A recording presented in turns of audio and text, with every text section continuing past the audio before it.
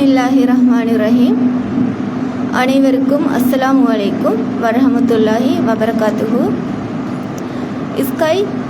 Sky Tamil ஊடக வலையமைப்பு இதயம் திட்டத்தின் ஒருங்கிணைப்பில் மார்பக புற்றுநோய் மற்றும் கருப்பைவாய் புற்றுநோய் தொடர்பான விழிப்புணர்வு கருத்தரங்கு இஸ்லாமிய வழிகாட்டல் நிலையத்தின் ஏற்பாட்டுடன் மார்பக புற்றுநோய் தடுப்பு பிரிவு, கிழக்கு புற்றுநோயாளர் பராமரிப்பு நிலையம், ஏறாவூர் ஒருங்கமைப்புடன் ஏசியன் ஒப்டிக்கல் காத்தாங்குடி அனுசரணையுடன் இந்நிகழ்வு ஆரம்பித்து வைக்கப்படுகிறது. நிகழ்வை ஆரம்பித்து வைப்பதற்காக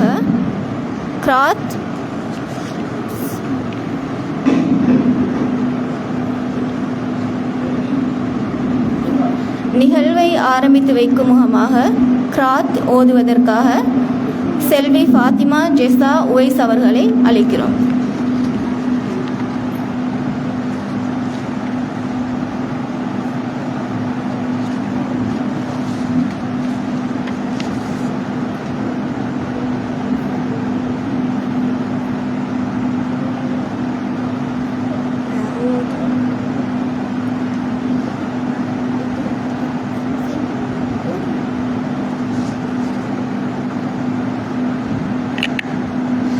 أعوذ بالله من الشيطان الرجيم.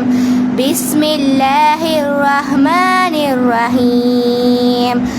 والشمس وضحاها والقمر إذا تلاها والنهار إذا جلاها والليل إذا يغشاها والسماء وما بناها والأرض وما طحاها ونفس وما سواها فألهمها فجورها وتقواها قد أفلح من زكاها وقد خاب من دساها كذبت ثمود بطغواها إذ انبعث أشقاها فقال لهم رسول الله ناقة الله وسقياها فكذبوه فعقروها فدمدم عليهم ربهم بذنبهم فسواها ولا يخاف عقباها.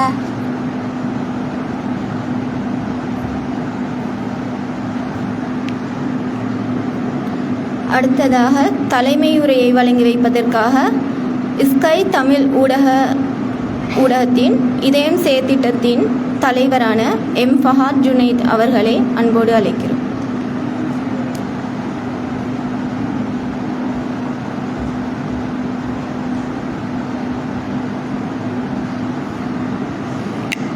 பிஸ்மில்லாஹிர் ரஹ்மானிர் ரஹீம். அளவற்ற அருளாளனும் நிகரற்ற அன்புடையனுமாகிய எல்லாம் வல்ல இறைவனுக்கே புகழ் அனைத்தும் அல்ஹம்துலில்லாஹ். இன்றைய தினம் இஸ்லாமிய வழிகாட்டல் நிலையத்தினுடைய ஏற்பாட்டிலே ஸ்கை தமிழ் சர்வதேச ஊடகத்தினுடைய இதயம் சமூக சேவை திட்டத்தினுடைய ஒருங்கிணைப்பில் காத்தான்குடி ஏசியன் ஒப்டிக்கல் நிறுவனத்தினுடைய அனுசரணையிலே இந்த பெண்களுக்கான மார்பக புற்றுநோய் மற்றும் கருப்பை வாய்ப்புற்றுநோய் தொடர்பான விழிப்புணர்வு கருத்தரங்கை நாங்கள் ஏற்பாடு செய்திருக்கின்றோம். இதற்கு வருகின்றிருக்கின்ற உங்கள் அனைவரையும் அன்போடு வரவேற்றுக் கொள்கின்றேன். அதன் அடிப்படையில் இந்த நிகழ்வுக்கு எங்களுடைய அழைப்பை ஏற்று வருகின்றிருக்கின்ற இஸ்லாமிய வழிகாட்டல் நிலையத்தினுடைய ஷேக் முனீர் நலீமி அவர்களை அன்போடு வரவேற்றுக் கொள்கின்றேன். அதேபோன்று இந்த நிகழ்வுக்கு வருகின்றிருக்கின்ற ஏறாவூர் கிழக்கு புற்றுநோயாளர் பராமரிப்பு நிலையத்தினுடைய பொது முகாமையாளர் மதிப்புக்குரிய ஏஎஸ்ஏ இஸ்ஸதீன் சார் அவர்களையும் அன்போடு வரவேற்றுக் கொள்கின்றேன். அவர்களோடு இந்த நிகழ்வினை முழுமையாக சிறப்பாக விழிப்புணர்வு தகவல்களை வழங்குவதற்காக இங்கு வருகின்றிருக்கின்ற எங்களுடைய வளவாளர் தாதிய உத்தியோகத்தர் சகோதரி மிஸ்ஸஸ் அனிதா அற்புதராஜா அவர்களையும் அன்போடு நான் வரவேற்றுக் கொள்கின்றேன். அதேபோன்று இந்த நிகழ்வை நேரலையாக அவதானி ஊடக வலையமைப்பிலே நேரலை செய்து கொண்டிருக்கின்ற அவதானி ஊடக வலையமைப்பினுடைய பணிப்பாளர் சிரேஷ்ட ஊடகவியலாளர் மதியன்பன் மஜீத் அவர்களையும் அன்போடு வரவேற்றுக் கொள்கின்றேன். இந்த நிகழ்வுக்கு எங்களுக்கு அனுசரணை வழங்கியிருக்கின்ற ஏசியன் ஒப்டிக்கல் நிறுவனத்தினரையும் நான் இந்த இடத்தில் நினைவுபடுத்திக் கொண்டு இந்த செயற்திட்டமானது தொடர்ச்சியாக காத்தாங்குடியில் 2வது நிகழ்வாக இந்த நிகழ்வை நாங்கள் நடாத்தி கொண்டிருக்கின்றோம். அந்த அடிப்படையில் குறிப்பாக எங்களுடைய ஊடகமானது சர்வதேச அளவிலே செய்திகளுக்கு முக்கியத்துவம் வழங்கி இயங்கிக் கொண்டிருக்கின்ற ஸ்கை தமிழ் ஊடக வலையமைப்பானது எங்களுடைய 5 ஆண்டு நிறைவையொட்டி 6வது ஆண்டிலே நாங்கள் கால் பதிக்கின்ற போது சமூகம் சார்ந்த நிகழ்ச்சி திட்டங்களையும் செய்ய வேண்டும் என்ற அடிப்படையிலே இதயம் என்கின்ற ஒரு பிரிவை நாங்கள் உருவாக்கி அதன் ஊடாக பல்வேறு சமூக சார்ந்த செயற்பாடுகளை முன்னெடுத்து வருகின்றோம். அந்த அடிப்படையில் தான் இந்த மார்பக புற்றுநோய் தொடர்பாக தொடர்ச்சியாக சகோதரிகளுக்கு ஒரு விழிப்புணர்வினை ஏற்படுத்த வேண்டும் என்ற அடிப்படையில் ஏறாவூரில் அமைந்திருக்கின்ற கிழக்கு புற்றுநோயாளர் பராமரிப்பு நிலையத்தோடு நாங்கள் தொடர்பை ஏற்படுத்தி அவர்களுடைய உதவியோடு முடியுமானவரை காத்தான்குடியிலே 2வது தடவையாக இந்த நிகழ்வை நாங்கள் ஏற்பாடு செய்திருக்கின்றோம். குறிப்பாக இந்த நிகழ்வு நடைபெறுகின்ற அந்த ஒவ்வொரு நிமிடங்களும் உங்களுக்கு பிரயோசனமானதாக இருக்கும். முழுமையாக இந்த நிகழ்வில் நீங்கள் 2 மணித்தியாலங்கள் கொண்ட நிகழ்வு தான். இதில் முழுமையாக நீங்கள் பங்கெடுக்க வேண்டும். அதே நேரத்தில் உங்களுக்கு இருக்கின்ற சந்தேகங்கள் கேள்விகள் இருந்தால் நீங்கள் பயப்படாமல் கூச்சப்படாமல் உங்களை முன் வந்து இந்த விஷயத்தை சொல்லித்தர போகிறது ஒரு நேர்சிங் லேடியோரால் தான். உங்களோட சந்தேகங்களை நீங்கள் கேட்டு தெரிஞ்சு கொள்ளலாம். என்ற இதனுடைய முதலாவது நிகழ்ச்சியை நாங்கள் எங்களுடைய சம்மேளன மண்டபத்தில் நாங்கள் நடத்தியிருந்தோம். வந்திருந்த சகோதரிகள் எல்லாருமே பல சந்தேகங்களை கேட்டு தெளிவுகளை பெற்றுக்கொண்டார்கள். அந்த அடிப்படையிலே நீங்களும் முடிந்தவரை இந்த விழிப்புணர்வு தொடர்பான ஏதாவது சந்தேகங்கள் இருந்தால் நீங்கள் இந்த நிகழ்வில் அவர்களது கேட்க முடியும். இந்த நிகழ்வை ஆரம்பித்து விட்டு ஆண்களாக இருக்கிற நாங்கள் எல்லாரும் வெளியே போயிடுவோம். நீங்கள் எந்த ஒரு பயமும் கூச்சமும் பட தேவையில்லை. உங்களோட சந்தேகங்களை நீங்கள் எடுக்கலாம். ஏனென்றா இந்த புற்றுநோய் தொடர்பாக எங்களுக்கு கட்டாயம் விழிப்புணர்வு தேவை. நாங்கள் சும்மா ஒவ்வொருத்தர் சொல்கிற கதைகளை வச்சு நாங்கள் பயந்துக்கிட்டு அறவாசி வருத்தம் பயத்தாலே வருது. எங்களோட உள்ளந்தான் அறவாசி நோக்கி காரணம். அந்த அச்சங்களை நாங்கள் இல்லாமக்கிறதுக்குன்னு சொன்னால் கட்டாயம் இது தொடர்பான தகவல்கள் உங்களுக்கு தெரிஞ்சிருக்கிறோம் என்ற அடிப்படையில் இந்த நிகழ்வை நாங்கள் ஒழுங்கு செஞ்சிருக்கிறோம். அதனால் நாங்கள் அந்த பேச்சை குறைச்சிட்டு இந்த விஷயங்களுக்கு நாங்கள் இடமளிக்கலாம் என்ற அடிப்படையில் வந்திருக்கிற எல்லாரையும் எங்களுடைய ஸ்கை தமிழ் ஊடக வலையமைப்பு சார்பாக வரவேற்றுக் கொள்கின்றேன். அதே போன்று இந்த நிகழ்வுக்கு அனுசரணை வழங்கியிருக்கின்ற ஏஷியன் ஆப்டிக்கல் நிறுவனத்தினருக்கும், அதே போன்று நேரலையாக இந்த நிகழ்வுகளை வழங்கிக் கொண்டிருக்கின்ற அவதானி ஊடக வலையமைப்பும், அதே போன்று இந்த இடத்தினையும் ஒழுங்குகளையும் மேற்கொண்டு தந்த ஏற்பாடுகளை செய்த இஸ்லாமிய வழிகாட்டல் நிலையத்தினருக்கும், அதே போன்று இந்த நிகழ்வுக்காக முழுமையாக எங்களுக்கு ஒத்துழைப்பு வழங்கிக் கொண்டிருக்கின்ற ஏறாவூர் கிழக்கு புற்றுநோயாளர் பராமரிப்பு நிலையத்திற்கும் நன்றிகளை தெரிவித்துக் கொண்டு இந்த நிகழ்வை முழுமையாக நீங்கள் பயனடைய வேண்டும் என்று கேட்டுக்கொண்டு விடைபெற்றுக் கொள்கின்றேன். அஸ்ஸலாமு அலைக்கும் வரஹ்மத்துல்லாஹி வபரகாத்துஹு.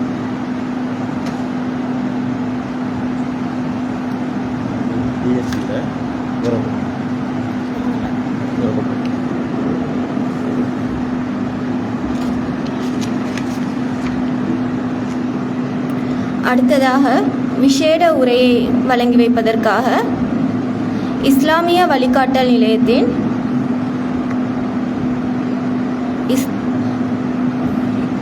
மதிப்புக்குரிய அஸ்ஸைக் முனீர் நலிமி அவர்களை அழைக்கிறோம்.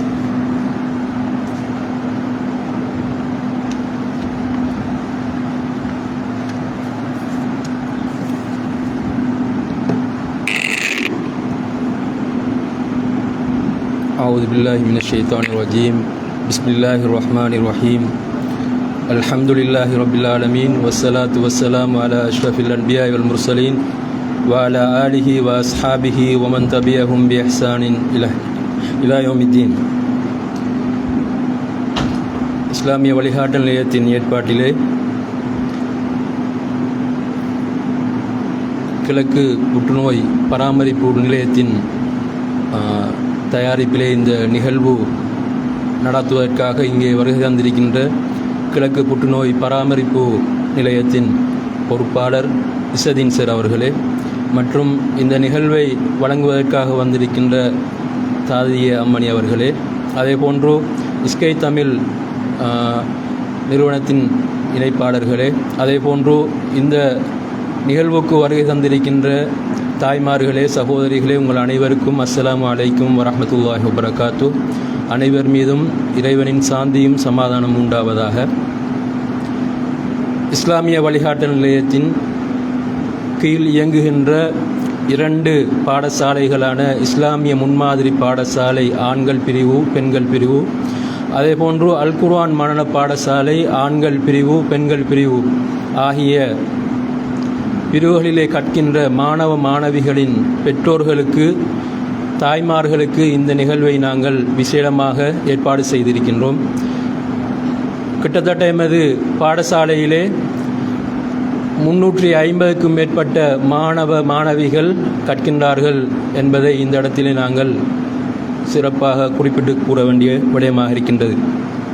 எனவே இவர்களுக்காக வேண்டி நீங்கள் உங்களுடைய இந்த விசேட கருத்தரங்கை ஏற்பாடு செய்தமையிட்டு நாங்கள் இஸ்லாமிய வழிகாட்டு நிலையம் தலைவர் மற்றும் அதன் நிர்வாகத்தினர் கிழக்கு புற்றுநோய் பராமரிப்பு நிலையத்திற்கு நன்றிகளை தெரிவித்துக் கொள்வதோடு அதேபோன்று இந்த நிகழ்வை ஒருங்கிணைப்பு செய்த ஸ்கை தமிழ் நிறுவனத்தினருக்கும் நன்றிகளை தெரிவித்துக் கொண்டு அதேபோன்று இந்த நிகழ்விலே பிரதம அதிதியாக கலந்து கொண்டிருக்கின்ற காத்தாங்குடி பிரதேச செயலாளர் ஜனாபா நிஹாரா மேடம் அவர்களுக்கும் நன்றிகளை தெரிவித்துக் கொண்டு உண்மையிலேயே இந்த புற்றுநோய் தொடர்பான விடயங்கள் எமது பெண்களுக்கு மத்தியிலே மிகவும் அதிகமாக விழிப்புணர்வு செய்யப்பட வேண்டிய விடயமாக காணப்படுகின்றது. காரணம் என்னவென்று சொன்னால் எங்களுக்கு 2021ஆம் ஆண்டுக்கான கணக்கெடுப்பின்படி அதிலே மொத்தமாக 37,753 பேர் இந்த புற்றுநோயினால் மரணித்திருக்கின்றார்கள் இலங்கை நாட்டிலே. அதிலே குறிப்பாக 20,171 பேர் பெண்களாக இருக்கின்றார்கள்.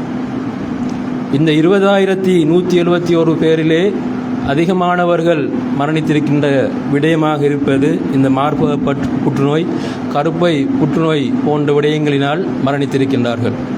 எனவே இந்த புள்ளி விவரங்கள் உங்களுக்கு தெளிவுபடுத்துவது இதன் பாரதூரத்தை என்பதை நாங்கள் விளங்கிக் கொள்ளலாம். எனவே பெண்களாகிய நீங்கள் இந்த தொற்றா நோய்களிலே மிக முக்கியமாக காணப்படுகின்ற இந்த புற்றுநோய் தொடர்பான தெளிவை நீங்கள் பெறுகின்ற போது இந்த நோயிலிருந்து நாங்கள் எவ்வாறு பாதுகாத்து கொள்ளலாம் என்பதை நீங்கள் விளங்கிக் கொள்வதன் மூலமாக எமது குடும்பத்தையும் அதேபோன்று எங்களது பொருளாதாரத்தை நாங்கள் பாதுகாத்து கொள்ளக்கூடியவர்களாக இருக்க முடியும். காரணம் என்னவென்றால் எமது குடும்பத்திலே யாருக்காவது ஒருவருக்கு இந்த நோய்கள் ஏற்படுகின்ற போது அந்த குடும்பத்தையே இந்த விடயம் பாதிக்கக்கூடியதாக இருக்கின்றது. அதிலும் குறிப்பாக தாய்மார்களுக்கு இந்த நோய்கள் பாதிக்கப்படுகின்ற போது பீடிக்கப்படுகின்ற போது அந்த குடும்பமே சின்ன பின்னமாகி போகின்ற ஒரு நிலை ஏற்படுகின்றது. எனவே குடும்பத்தின் முக்கிய தூணாக காணப்படுகின்ற பெண்களாகிய நீங்கள் இந்த விடயத்திலே விழிப்புணர்வுடன் இருக்கின்ற போது உங்கள் குடும்பத்தையும் உங்களுடைய பொருளாதாரத்தையும் நீங்கள் பாதுகாக்கக்கூடிய, உங்களுடைய குடும்பத்தை பேணி பாதுகாக்கக்கூடிய ஒரு நிலை ஏற்படும் என்பதை நாங்கள் இந்த இடத்திலே தெளிவாக விளங்கிக் கொள்ளக்கூடியதாக இருக்கின்றது. எனவே நீண்ட ஒரு நேரத்தை எடுக்காமல் இந்த நிகழ்வினை ஏற்பாடு செய்த அனைத்து சகோதரர்களுக்கும் நன்றிகளை கூறிக்கொண்டு இந்த நிகழ்விலே நீங்களும் பயனடைய வேண்டும் என்று கேட்டு முடித்துக் கொள்கின்றேன். ஜஸாக்குமுல்லாஹு ஹைரா. அஸ்ஸலாமு அலைக்கும் வரஹ்மத்துல்லாஹி வபரகாத்துஹு.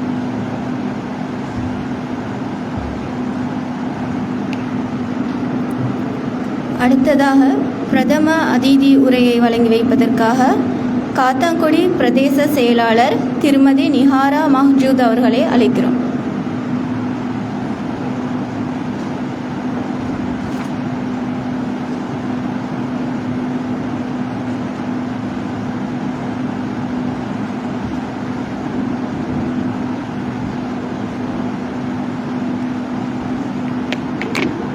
பிஸ்மில்லாஹிர்ரஹ்மானிர்ரஹீம்.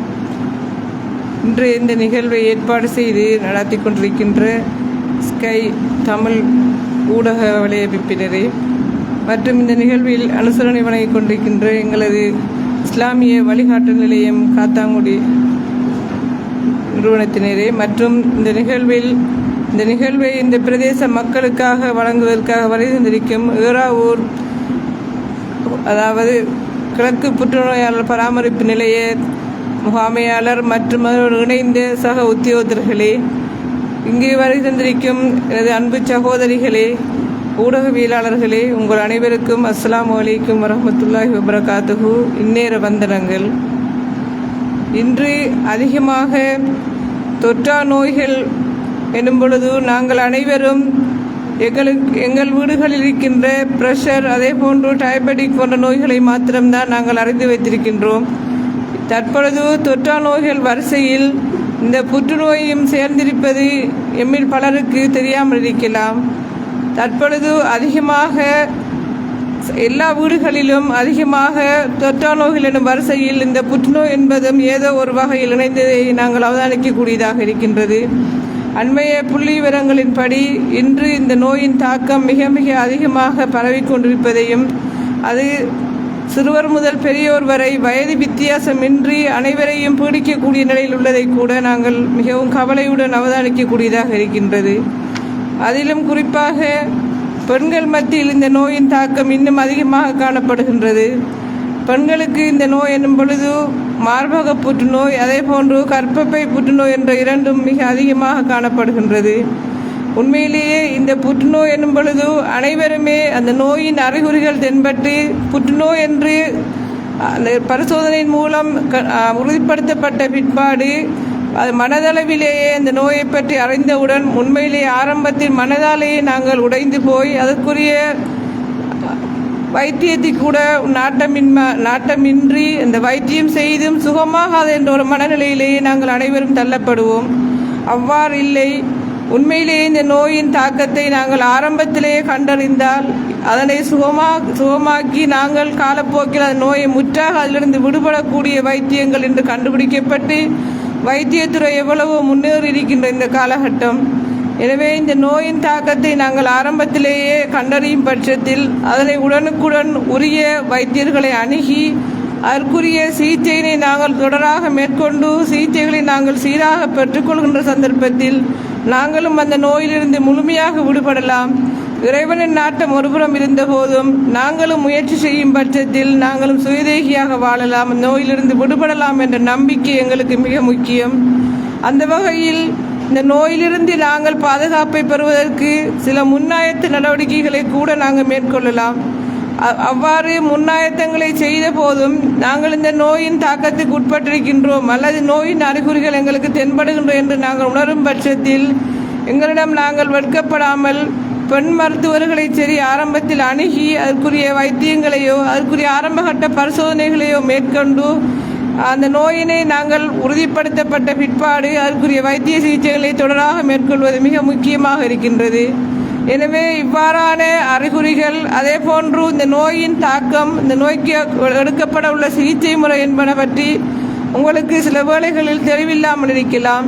எனவே அந்த வகையில் இவ்வாறான அந்த நோயின் தாக்கம், அதற்குரிய சிகிச்சை முறைகள் என்று பல்வேறுபட்ட வழிகளிலும் உங்களுக்கு பூரண விளக்கங்களை வழங்குவதற்காகவே இன்று ஈஸ்டர்ன் கேன்சர் ஹாஸ்பிஸ் நிறுவனத்தில் வருகை தந்திருக்கின்றார்கள். உண்மையிலேயே அவர்கள் கிழக்கு புற்றுநோயாளர் பராமரிப்பு நிலையமானது நோயாளர்களுக்கு மாத்திரம் அங்குள்ள வசதிகளை வழங்காமல் இந்த நோய் தொடர்பாக பல்வேறுபட்ட விழிப்புணர்வு நிகழ்வுகளை சமூக மட்டத்திற்கு கொண்டு சென்று சமூகத்தில் அனைவரையும் பாதுகாக்க வேண்டும் என்ற நோக்கிலேயே இந்த திட்டத்தை அவர்கள் முன்னெடுத்து வருகின்றார்கள். அவர்களது திட்டமானது எமது காத்தாங்குடி பிரதேசத்திலும் முன்னெடுக்கப்பட்டு இன்று 2வது விழிப்புணர்வு நிகழ்வு இந்த மண்டபத்தில் இடம்பெற இருக்கின்றது. உண்மையிலேயே அவர்களது பணி அனைவராலும் பாராட்டப்படத்தக்கது, போற்றப்பட வேண்டிய ஒன்று. நோயாளர்களை பராமரிக்கும் பணியை மிகவும் சிறப்பாக முன்னெடுத்து வருகின்ற ஒரு நிறுவனம் அவர்களது பணிகளை மென்மேலும் விரிவுபடுத்தும் நோக்கில் சமூக மட்டத்திற்கு அதனை கொண்டு சென்றிருப்பது மிகவும் ஒரு சாலச் சிறந்த ஒரு விடயமாகவும் நான் கருதுகின்றேன். எனவே அந்த வகையில் இன்று அவர்கள் இவ்விடத்துக்கு வருகை தந்திருக்கின்ற நோக்கத்தை நீங்கள் அனைவரும் விளங்கிக் கொண்டு இன்றைய இந்த நிகழ்வில் நீங்கள் அனைவரும் முழுமையாக பங்கெடுத்து நீங்களோ அல்லது உங்களை சார்ந்தவர்களையோ இந்த நோயிலிருந்து பாதுகாப்பை பெறுவதற்கு நீங்கள் அனைவரும் முயற்சி செய்ய வேண்டும். இன்று சொல்லப்படுகின்ற இந்த தகவல்களை நீங்கள் சமூகத்துக்குள் எடுத்து சென்று உங்களை சார்ந்தவர்களுக்கும் இந்த தகவலை எத்தி வைத்து இந்த நோயின் தாக்கத்திலிருந்து இந்த சமூகத்தை விடுவிப்பதற்கும் பாதுகாப்பதற்கும் நீங்கள் அனைவரும் முயற்சி செய்ய வேண்டும் என்று கேட்டுக்கொள்வதோடு இந்த நிகழ்வை ஏற்பாடு செய்திருக்கின்ற இந்த ஊடக வலையமைப்பினர், அதே போன்று இஸ்லாமிய வழிகாட்டல் நிலையம் ஆகிய அனைவருக்கும் மனமார்ந்த நன்றிகளை தெரிவித்து இதனை நடாத்துவதற்காக இங்கு வருகை தந்திருக்கின்ற கிழக்கு புற்றுநோயாளர் பராமரிப்பு நிலைய முகாமையாளர் மற்றும் அவரோடு இணைந்த உத்தியோகர்களுக்கும் இடத்தில் எனது நன்றிகளை தெரிவித்து முடித்துக் கொள்கின்றேன். நன்றி.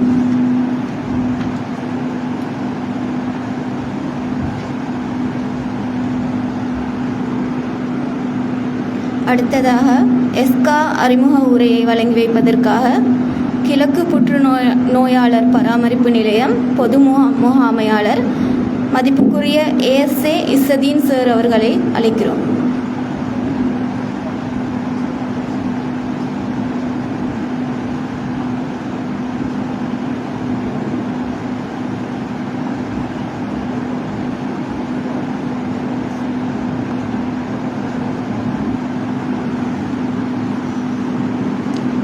பிஸ்மில்லாஹிர் ரஹ்மானிர் ரஹீம்.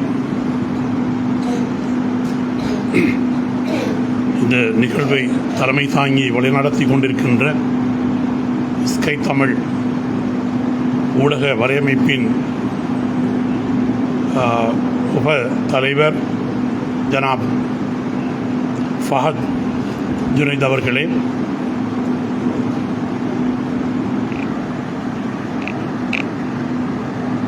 இஸ்லாமிய வழிகாட்டல் நிலையத்தின் பொறுப்பாக வந்திருக்கின்ற முனின் நலீமி அவர்களே, இந்த நிகழ்வுக்கு பிரதம அதிதியாக வருகை தந்திருக்கின்ற காத்தாங்குடி பிரதேச செயலாளர் திருமதி நிஹாரா மௌஜூத் அவர்களே, இந்த நிகழ்வை நேரலைப்படுத்தி கொண்டிருக்கின்ற அவதானி ஊடகத்தின் பொறுப்பாளர் ஜனாப் மஜீத் அவர்களே மற்றும் வருகை தந்திருக்கின்ற தாய்மார்களே, சகோதரிகளே, அனைவருக்கும் அஸ்ஸலாமு அலைக்கும் வரஹ்மத்துல்லாஹி வபரகாத்துஹு.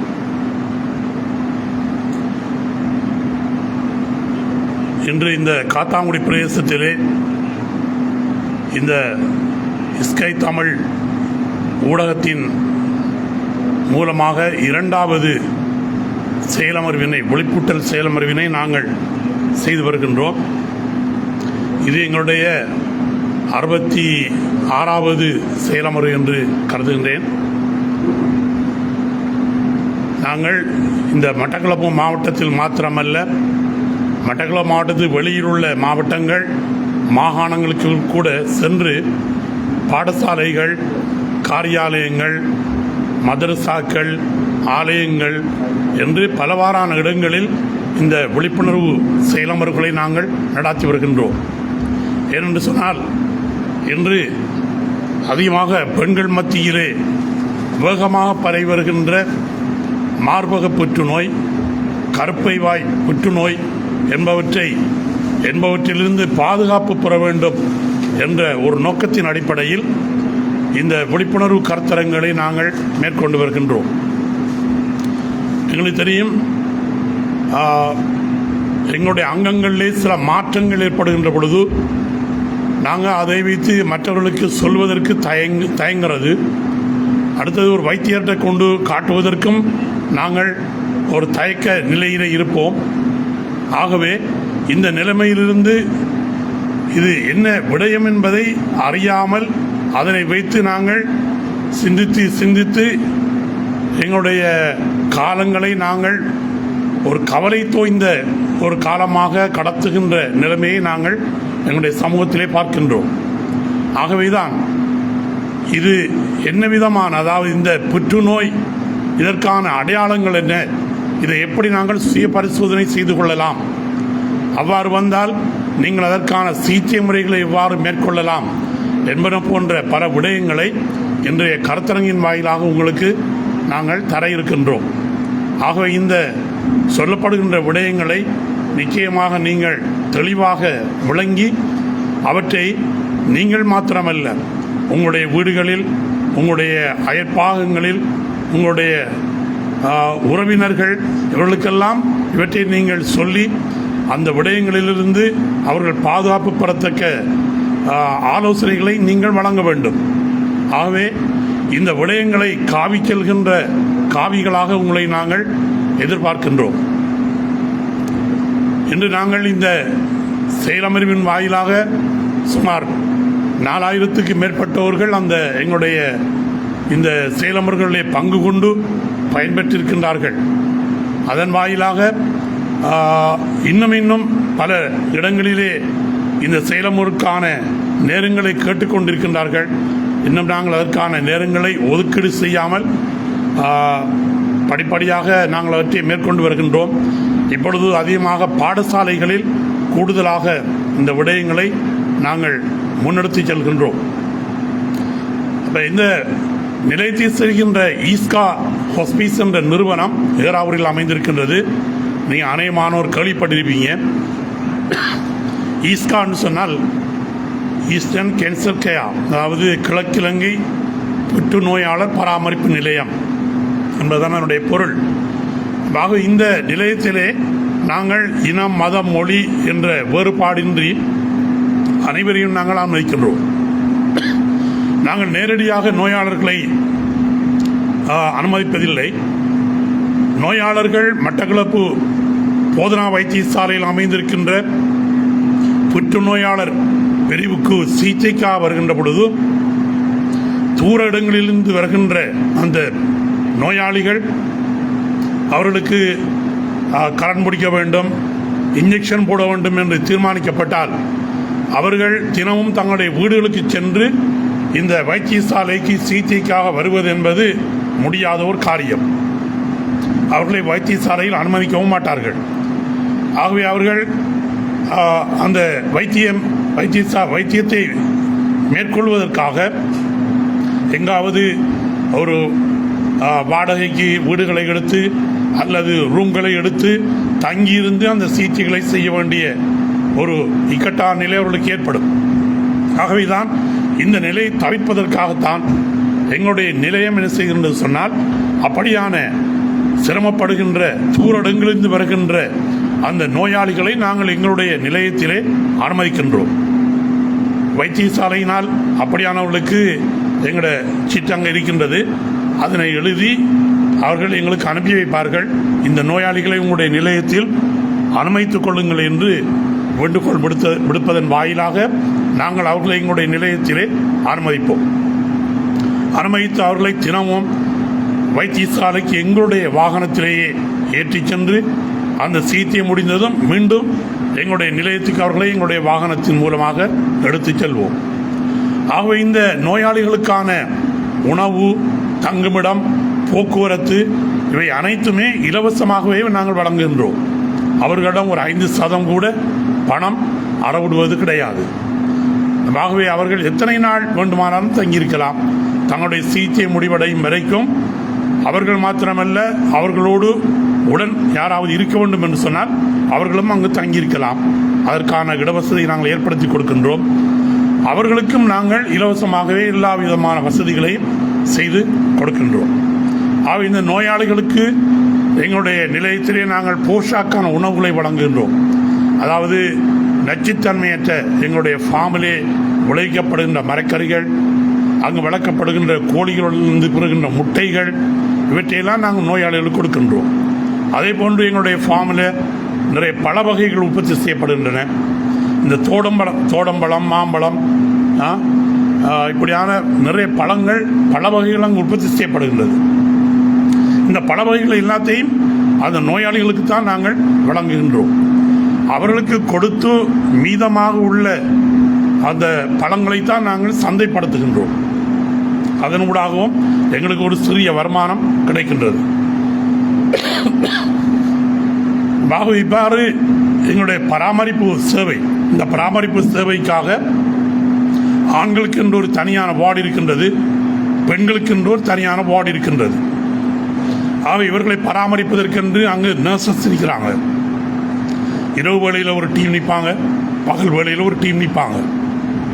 நின்று அவர்களுக்கு நேரத்துக்கு உணவு வழங்குறது, நேரத்துக்கு மருந்துகள் வழங்குவது, ஏதாவது காயங்கள் இருந்தால் அவங்களுக்கு ட்ரெஸ்ஸிங் செய்வது, இந்த விடயங்கள் எல்லாவற்றையும் எங்களுடைய தாதியர்கள் சரியான முறையிலே மேற்கொண்டு வருகின்றார்கள். அது மாத்திரமின்றி மாலை வேளைகளிலே மட்டக்களப்பு புற்றுநோயாளர் வைத்தியசாலையிலிருந்து ஒரு வைத்தியர் மாலை வேளைகளில் வந்து அந்த நோயாளிகளை பார்வையிட்டு அவர்களுக்கு மேலதிகமான ஏதாவது சிகிச்சைகள் செய்ய வேண்டும் என்று சொன்னால் அவற்றை எழுதிவிட்டால் நாங்கள் அதற்கான மருந்துகளை நாங்கள் மேலதிகமாக அவர்களுக்கு ஏற்பாடு செய்து கொடுக்கின்றோம். இது எங்களுடைய முதலாவது சேவை, அந்த பராமரிப்பு சேவை. அடுத்தது நாங்கள் இரண்டாவது செய்கின்றோம் என்று சொன்னால் ஹோம் கேர் கிவர்ஸ் ப்ரோக்ராம் ஒன்று செய்யணும். அதாவது வீட்டுக்கு ஒரு பராமரிப்பாளர். அதாவது தாங்க எங்களோட வீட்டில் ஒரு வயோதிபர் இருந்தால் அல்லது ஒரு நோயாளி ஒருவர் இருந்தால் அவர் எப்படி நாங்கள் பராமரிக்க வேண்டும். இப்போ அவருக்கு பம்பஸ் மாத்திரை இருந்தால் பெட் சேஞ்ச் பண்ணணுன்னு சொன்னால், அவரை குளிப்பாட்டுறதுன்னு சொன்னால், ஒரு சுகர் பேஷண்ட் இருந்தால் அவருக்கு இன்ஜெக்ஷன் போடணும்னு சொன்னால், இதுக்கெல்லாம் நாங்கள் வேறு யாரையும் தேடி தெரிய தேவையில்லை. தானாகவே நாங்களாகவே அவற்றை செய்யக்கூடிய விதமான ஒரு பயிற்சியை நாங்கள் 2 நாள் கொண்ட பயிற்சியை நாங்கள் நாடளாவிய ரீதியில் நாங்கள் வழங்கி கொண்டிருக்கின்றோம். எங்களுடைய ஃபேஸ்புக் பக்கத்துக்கு போனால் அது சம்பந்தமான முழுமையான விளக்கம் இருக்கின்றது. ஆகவே அந்த இலக்கங்கள் வாயிலாக எங்களோட தொடர்பு கொண்டால் 18 வயதுக்கு மேற்பட்ட ஆண் பெண் சகலரும் எந்த பிரதேசத்தை சார்ந்தவர்களாக இருந்தாலும் சரிதான், அவர்கள் அந்த பயிற்சி நெறியிலே இணைந்து கொள்ளலாம். 2 நாட்கள் கொண்ட பயிற்சி. தூர இடங்களிலிருந்து வருபவர்களாக இருந்தால் அவர்களுக்கான தங்குமிடம், உணவு என்பனவற்றையும் நாங்கள் இலவசமாகவே வழங்குகின்றோம். 2 நாள் முடிவிலே அவர்களுக்கான சான்றிதழ் ஒன்றை வழங்குவோம். அதன் வாயிலாக இன்று இந்த சனி ஞாயிறு தினங்களில் அதிகமாக இந்த பயிற்சி நெறி நடைபெறுகின்றது. இப்பொழுது அந்த பயிற்சி நெறி நடைபெற்றுக் கொண்டிருக்கின்றது. இன்றோடு அது முடிவடையும். அடுத்த சனி ஞாயிறு அந்த பயிற்சி நெறி நடக்கும். ஆகவே நீங்களும் தாய்மாரும் வரலாம், உங்களுடைய பிள்ளைகள் வரலாம். ஏர் படித்துவிட்டு வீடுகளில் இருக்கின்ற பெண் மாணவிகள், பெண்ணாக இருந்தாலும் சரி ஆணாக இருந்தாலும் சரிதான், யாரும் வந்து அதில் கலந்து ஒரு பயிற்சியை பெற்றுக்கொள்ளலாம். அதாவது எங்களோட வீடுகளில் ஒரு நோயாளியை, ஒரு வயோதிபரை எப்படி பராமரிக்கிறங்கிற சம்பந்தமான அந்த விடயங்கள் செயல்முறை மூலம் விளக்கம் வழங்கப்படுகின்றது. ஆகவே அது எந்த இதுவும் இல்லை. ஒரு பம்பஸ் மாற்றம்னா இப்போ நாங்கள் ஒரு 2-3 பேர் வேணும் அவரை தூக்குறதுக்கு, இது பண்ணுறதுக்கு, மாற்றுறதுக்கு எல்லாம். இது அப்படி இல்லை. தனியாக ஒருவர் நின்றே அதனை இலகுவாக செய்யக்கூடிய அந்த நுணுக்கமான முறைகளை அந்த பயிற்சி நெறியிலே வழங்குகின்றார்கள். ஆகவே அதில் நிறைய காத்தாங்குடியிலிருந்தும் நிறைய பேர் கலந்து கொண்டிருக்கிறாங்க, பயிற்சி பெற்றிருக்கிறாங்க. அவை இன்னும் இதற்குள்ள இருக்கிற நீங்கள் யாராவது அப்படி விரும்பினால் அந்த பயிற்சி நெறியில் நீங்கள் இணைந்து கொள்ளலாம். இது எங்களுடைய 2வது சேவை. அடுத்த 3வது விடயம் தான் இன்று நாங்கள் இங்கு வருகை தந்திருக்கின்ற இந்த புற்றுநோய் தடுப்பு சம்பந்தமான விழிப்புணர்வு கருத்தரங்கு. அப்போ இந்த விழிப்புணர்வு கருத்தரங்கின் வாயிலாக நீங்கள் பெறுகின்ற இந்த அறிவு உங்களை இப்போ எங்களுடைய சமூகத்தில் நாங்கள் அதை மற்றவங்களுக்கு சொல்கிறதுக்கு, வைத்தியத்தை கொண்டு போகிறதுக்கு தயக்கத்தில் வைத்துக்கொண்டே இருந்தால் அது ஒரு 3வது 4வது படிநிலைக்கு செல்லுமா இருந்தால் அது எங்களுடைய உயிருக்கு ஆபத்தானதாக அமையும். ஆனால் அதனை ஆரம்ப கட்டத்திலேயே நாங்கள் கண்டுபிடிப்போமாக இருந்தால் நாங்கள் உரிய சிகிச்சை முறைகளை மேற்கொண்டு நாங்கள் அந்த நோயிலிருந்து எங்களை நாங்கள் விடுவித்துக் கொள்ளலாம். ஆகவே அந்த நோயை நாங்கள் எப்படி அடையாளம் காணுவது, அதற்கான அறிகுறிகள் என்ன, எப்படி நாங்கள் சுய பரிசோதனை செய்வது என்பன போன்ற முழுமையான விளக்கம் இன்று உங்களுக்கு இந்த செயலமுறையின் ஊடாக உங்களுக்கு வழங்கப்படும். ஆகவே அவற்றை தெளிவாக நீங்கள் விளங்கிக் கொள்ள வேண்டும். உங்களுடைய கவனங்கள் எல்லாம் அதில் செலுத்தப்பட்டு தெளிவாக நீங்கள் விளங்கிக் கொள்ள வேண்டும். அரைகுறையான விளக்கத்தோடு நீங்கள் செல்லக்கூடாது. உங்களுக்கு ஏதாவது சந்தேகம் இருந்தால் தாராளமாக கேட்கலாம். விளங்கல் என்று சொன்னாலும் மீண்டும் மீண்டும் நீங்கள் கேட்கலாம். எத்தனை தரமானாலும் உங்களுக்கு விளங்கப்படுத்துவதற்கு அவர் தயாராக இருக்கின்றார். ஆகவே தெளிவான முறையில் அந்த விளக்கத்தை நீங்கள் அடைந்து நீங்கள் அந்த நோயிலிருந்து உங்களை பாதுகாத்துக் கொள்வதற்கான சந்தர்ப்பங்களை நீங்கள் ஏற்படுத்திக் கொள்ள வேண்டும். அது சம்பந்தமான முழுமையான மேறிய விளக்கங்கள் எல்லாம் உங்களுக்கு அது அவர் மூலமாக உங்களுக்கு வழங்கப்படும். அதற்கான நிறைய படங்கள், வீடியோ இதெல்லாம் போட்டு காட்டி உங்களுக்கான விளக்கங்களை தருவார்கள். ஆகவே இது எங்களுடைய 3வது சேவையாக அமைகின்றது. ஆகவே இந்த சேவைகள் எல்லாம் இலவசமாகவே செய்யப்படுகின்றதுன்னு சொன்னால் இதற்கான நிதி எப்படி கிடைக்கின்றது? அனைமானார்கள் கேட்பாங்க, அரசாங்க உதவி எங்களும் கிடைக்குதா அவங்களுக்குன்னு சொல்லி. எங்களுக்கு அரசாங்க உதவி ஒன்றுமே இல்லை, எல்லாம் தனிப்பட்டவர்களுடைய உதவி தான். நிறைய டொனர்ஸ் இருக்கிறாங்க, அவங்க உள்நாட்டில் இருக்கிறாங்க, வெளிநாட்டில் இருக்கிறாங்க. அவர்களிடமிருந்து எங்களுக்கு ஆயிரக்கணக்கான லட்சக்கணக்கான பணங்கள் எங்களுக்கு அன்பளிப்பாக வழங்கப்படுகின்றது. அதுபோல் நிறைய உண்டியல்கள் நாங்கள் விநியோகிச்சிருக்கிறோம். வீடுகளில், நிறுவனங்களில், கடைகளில், அப்படி எங்களுடைய நினைக்கிறவங்கள சிஎஸில் கூட ஒரு உண்டியல் இருக்கின்றது, மர உண்டியல். அந்த உண்டியல்களில் வருகின்ற வருமானம் எங்களுக்கு எங்களுடைய செலவுகளில் ஒரு 20-25% அது கவர் பண்ணுகின்றது. இப்போ அது நாங்கள் இலங்கை முழுவதும் பல பகுதிகளிலையும் நாங்கள் அதனை விநியோகித்திருக்கின்றோம். அப்போ இப்படி அது அடுத்த எங்களோட ஃபார்மில் விளைகின்ற பொருட்கள், நோயாளிகளுக்கு கொடுக்கப்படுகின்ற உணவுப் பொருட்களுக்கு மேலதிகமாக விளைகின்ற பொருட்களை நாங்கள் விற்பனை செய்வதன் கூடாகவும் ஓரளவான நிதி எங்களுக்கு கிடைக்கின்றது. இவற்றின் கூடாகத்தான் எங்களுடைய அந்த ஈஸ்காவினுடைய செலவுகள் எல்லாம் ஈடு செய்யப்பட்டு நாங்கள் எல்லாவற்றையும் இலவசமாக அந்த நோயாளிகளுக்கு நாங்கள் வழங்கி கொண்டிருக்கின்றோம். ஒரு நோயாளி தனக்கு இந்த சாப்பாடு வேண்டும், இதில் எனக்கு விருப்பமாக இருக்குன்னு சொல்லி கேட்டால் அதை கூட நாங்கள் வாங்கி கொடுக்கின்றோம். அதுக்கு நாங்கள் அவர்கிட்ட பணம் மறவில்லை. நாங்கள் நோயாளிகள் சொல்லிக்கிறோம், உங்களுக்கு என்ன விருப்பமோ அதை கேளுங்க. அடுத்தது எங்களோட வளாகத்தில் சில பல மரங்கள் இருக்கின்றது, அதில் எந்த தடையும் இல்லாமல் விரும்புகிற மாதிரி அந்த பழங்களை ஆங்கி சாப்பிடலாம். அப்படியான சலுகைகளை எல்லாம் அவர்களுக்கு நாங்கள் வழங்கி இருக்கின்றோம். அப்போ இந்த அடிப்படையில் எங்களுடைய இந்த பணிகள் எல்லாம் முன்னெடுக்கப்பட்டு வருகின்றன. ஆகவே எங்களுடைய ஈஸ்காவினுடைய அந்த அமைப்பு, அதனுடைய செயற்பாடுகள் சம்பந்தமான ஒரு வீடியோ கிளிப் ஒன்று நாங்கள் உங்களுக்கு போட்டு காட்டுவோம்.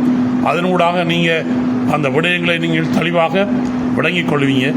அதன் பின்னர் தொடர்ந்து எங்களுடைய அந்த புற்றுநோய் தொடர்பான அந்த செயலமர்வு செல்வி அனிதா அவர்களால் உங்களுக்கு வழங்கப்படும்.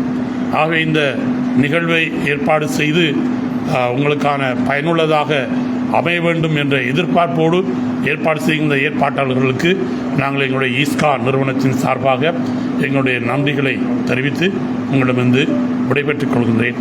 வாஹிர் தாவானா அல்ஹம்துலில்லாஹி ரப்பில் ஆலமீன். அஸ்ஸலாமு அலைக்கும்.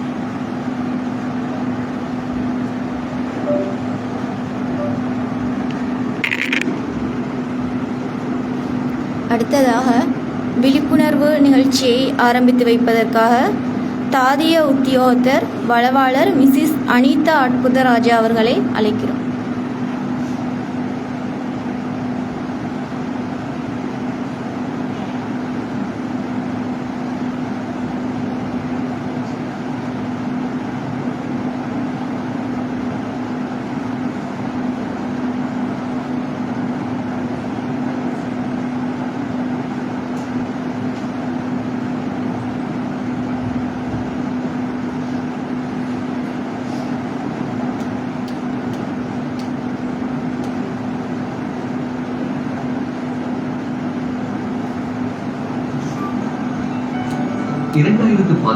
ஆண்டு கிழக்கு மாகாணத்தின் மட்டக்களப்பு மாவட்டத்தில் ஏறாவூர் பிரதேசத்தில் கிழக்கு புற்றுநோய் நோயாளர் பராமரிப்பு நிலையம் ஆரம்பிக்கப்பட்டது.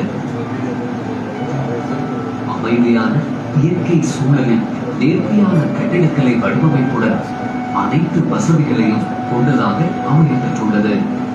மகாத்மையில் நான் இந்த பயிற்சி எடுக்கும் போது தூர இடங்களிலிருந்து வரும் நோயாளிகள் பட்ட இன்னல்கள் துன்பங்களை கருத்தில் கொண்டு எனது அடிமனத்தில் இவ்வாறான ஒரு நிலையம் எதிர்காலத்தில் பல இடங்களிலும் அமையப்பட வேண்டும் என்ற அவாய்ந்து இது அமைக்கப்பட வேண்டும் என்று ஏகோபித்த ஒரு முடிவு நாம் எல்லோரும் எடுத்தோம். இலங்கையில் வாழும் பல கணவந்தர்கள் இந்த திட்டத்தை நடைமுறைப்படுத்துவதற்கு அவர்கள் அனைவரும் ஒத்துழைப்பு வழங்கியதால் வெகு சீக்கிரத்தில் எமது நிலையத்தை அழகாக அமைப்பதற்கு வாய்ப்பாக அமைத்தது.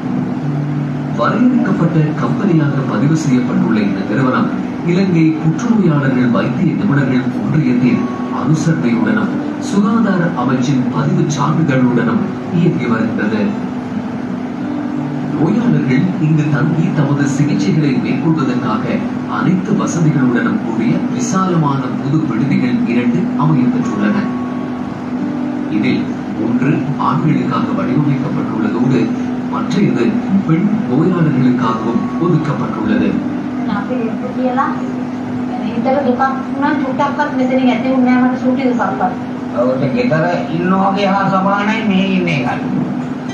விசேட பராமரிப்பு தேவையுடைய நோயாளர்களுக்கு தனிப்பட்ட வசதிகளுடன் கூடிய நோயாளர் பராமரிப்பு அறைகள் பல காணப்படுகின்றமை விசேட அம்சமாகும்.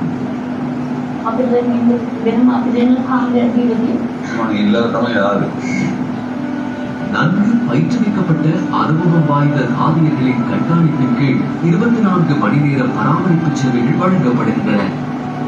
நோயாளர்களை உள ரீதியாக வலுப்படுத்தவும் நம்பிக்கையூட்டவும் உளவள ஆலோசனை வழிகாட்டல்கள் இங்கு இடம்பெறுகின்றன.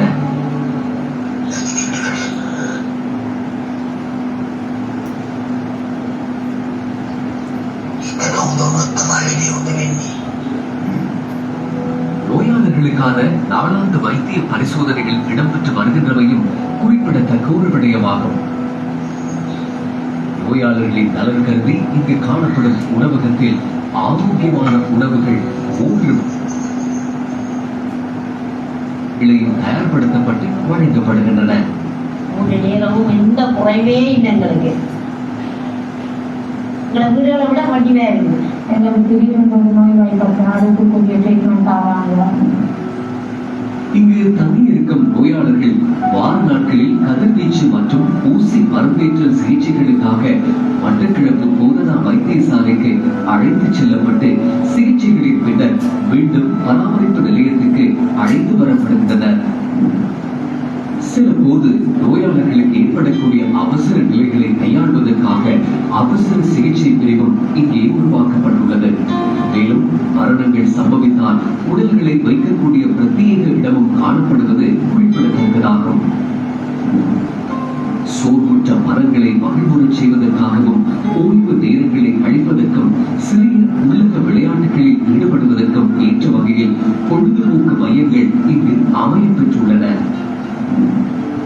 நோயாளர்களுக்கான பராமரிப்பு நிலையமாக மட்டுமல்லாது தாவியல் கல்லூரி மாணவர்கள், மருத்துவ பீட மாணவர்கள், சமூக சேவை கற்கைகளை மேற்கொள்ளும் மாணவர்கள் தங்களது கல்வி நடவடிக்கைகளுக்கான பயிற்சிகளை மேற்கொள்ளக்கூடிய ஒரு தளமாகவும் இது திகழ்கிறது. அர்ப்பணிப்புடன் செயற்படும் இயக்குனர் சபையானது பராமரிப்பு நிலையத்தின் சேவைகளை நீண்ட காலத்திற்கு தொடர்ச்சியாக வழங்குவதற்குரிய பல திட்டங்களை உருவாக்கி அவற்றை சிறப்பாக முன்னெடுத்து வருகின்றது. அப்பால் அனைவரையும் கவனிக்க வேண்டும், அனைத்து நோயாளர்களுக்கும் நிவாரணம் கொடுக்கின்ற ஒரு இடமாக இருக்க வேண்டும் என்ற தூய்மையான பரந்த மனிதாபிமான பார்வையோடு இந்த நிறுவனம் பயணித்துக் கொண்டிருக்கிறது. பராமரிப்பு நிலையத்தின் செலவுகளின் ஒரு பகுதியை ஈடு செய்யும் நோக்கில் உண்டியல்கள் பொதுமக்களுக்கு விநியோகிக்கப்பட்டு அதன் மூலம் நிதி பெற்றுக் கொள்ளப்படுகின்றது. இங்கு வரும் நலம் விரும்பிகள் இங்குள்ள நோயாளர்களுக்கான ஒரு நாள் உணவிற்குரிய செலவுகளை பொறுப்பேற்று தமது பங்களிப்பினை நல்கி வருவது மாதாந்த உணவுக்கான செலவின் ஒரு பகுதியை ஈடு செய்கின்றது. இயற்கை முறையிலான தோட்டம் ஒன்றும் இந்நிலையத்தால் உருவாக்கப்பட்டுள்ளது. இதன் மூலம் பெற்றுக் கொள்ளப்படும் காய்கறிகள், பழங்கள் நோயாளர்களுக்கு வழங்கப்படுகின்றன. மேலதிக உற்பத்திகள் நிலையத்துக்கு வருமானம் பெறும் வழிகளில் ஒன்றாக பயன்படுத்தவும் திட்டமிடப்பட்டுள்ளது. உடல் உள ரீதியான பல்வேறு சிரமங்களை எதிர்நோக்கும் புற்றுநோயாளர்களின் வாழ்வை மேம்படுத்தும் நோக்கில் முற்றிலும் இலவச சேவையை எமது பராமரிப்பு நிலையம் தொடர்ந்து முன்னெடுத்து செல்கின்றது. The hospice, built by generous contributions by Sri Lankan donor community, has been functioning since year 2019, maintaining the operating costs and sustaining in the long run has been our challenge. Your donations towards this are most welcome and appreciated. கிழக்கை மையப்படுத்தி இச்சேவை ஆரம்பிக்கப்பட்டாலும் இன்று நாட்டின் பல்வேறு பகுதிகளைச் சேர்ந்த மக்களும் இன மத பேதமின்றி இந்நிலையத்தின் மூலம் பயன் பெற்று வருகின்றனர். புற்று நோயாளர்களின் விடியலை நம்பிக்கையுடையதாக நாமும் கைகோர்த்திடுவோம்.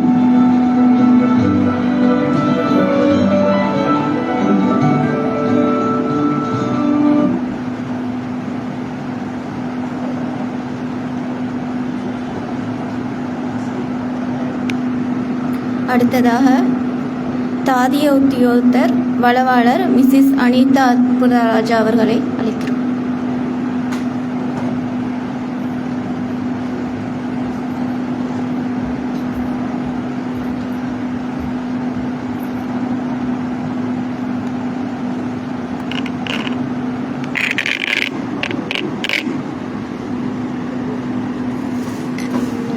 அனைவருக்கும் வணக்கம்.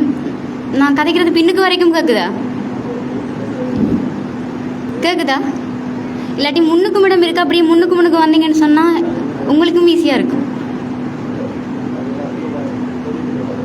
சரி, நான் தொடங்குறேன். நம்ம இப்போ இன்றைக்கு ஒன்று கூடி இருக்கிற விடயம் என்னன்னு சொன்னால் மார்பக புற்றுநோயும் கருப்பை கழுத்து புற்றுநோயும்.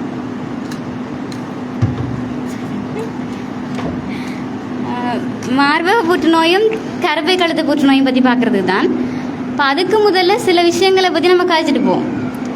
இப்போ எங்களோட ஹாஸ்பிட்டல்ஸுக்கு நிறைய பேஷண்ட்ஸ் வருவாங்க.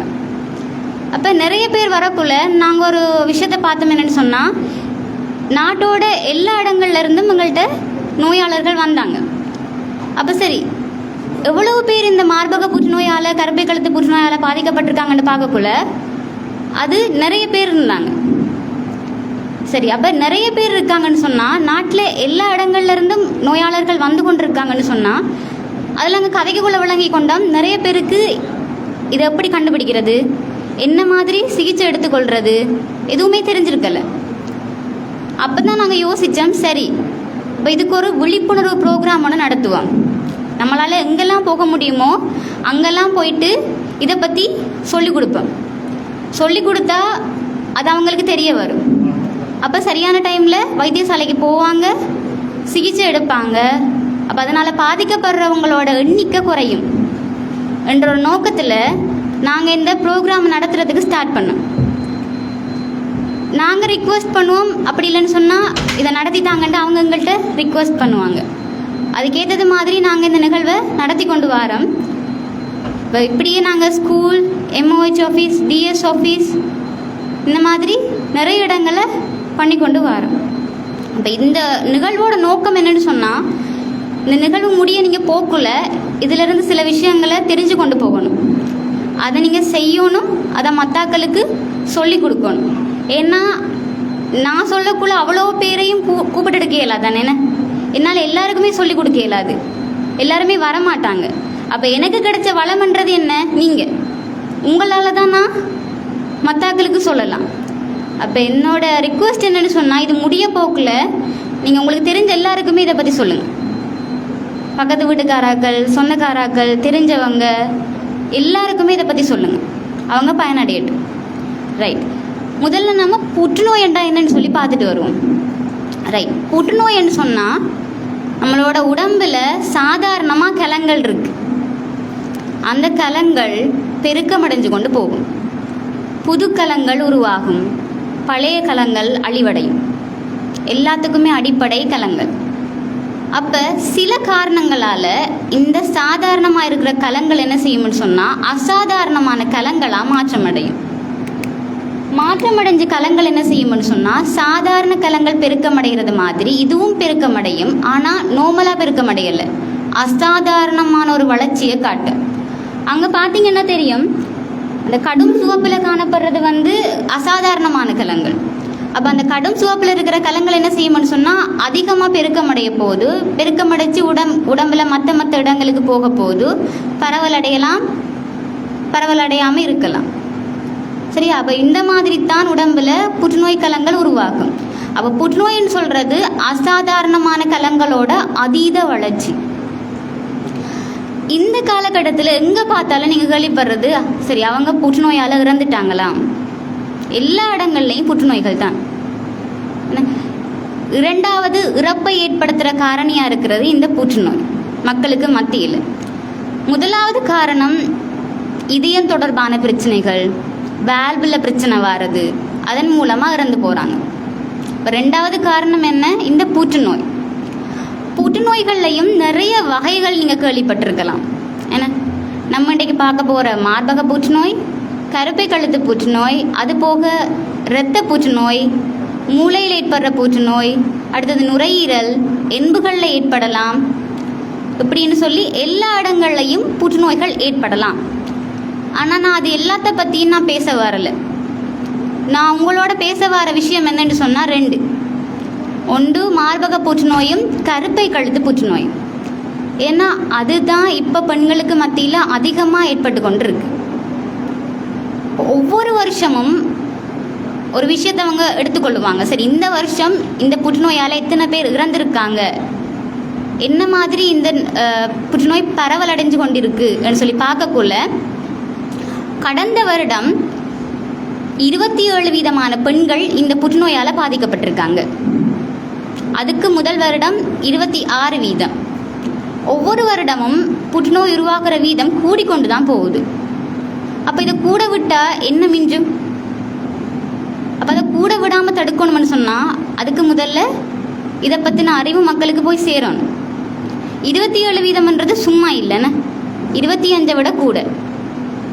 4 ஒரு பங்கு, அதாவது 4 பெண்கள் எடுத்தால் அதில் ஒரு பெண்ணுக்கு மார்பக புற்றுநோய் ஏற்படலாம். அதுதான் சமரி, வேற ஒன்றும் இல்லை. 4 பெண்கள் எடுத்தால் அதில் ஒரு பெண்ணுக்கு மார்பக புற்றுநோய் ஏற்படலாம்.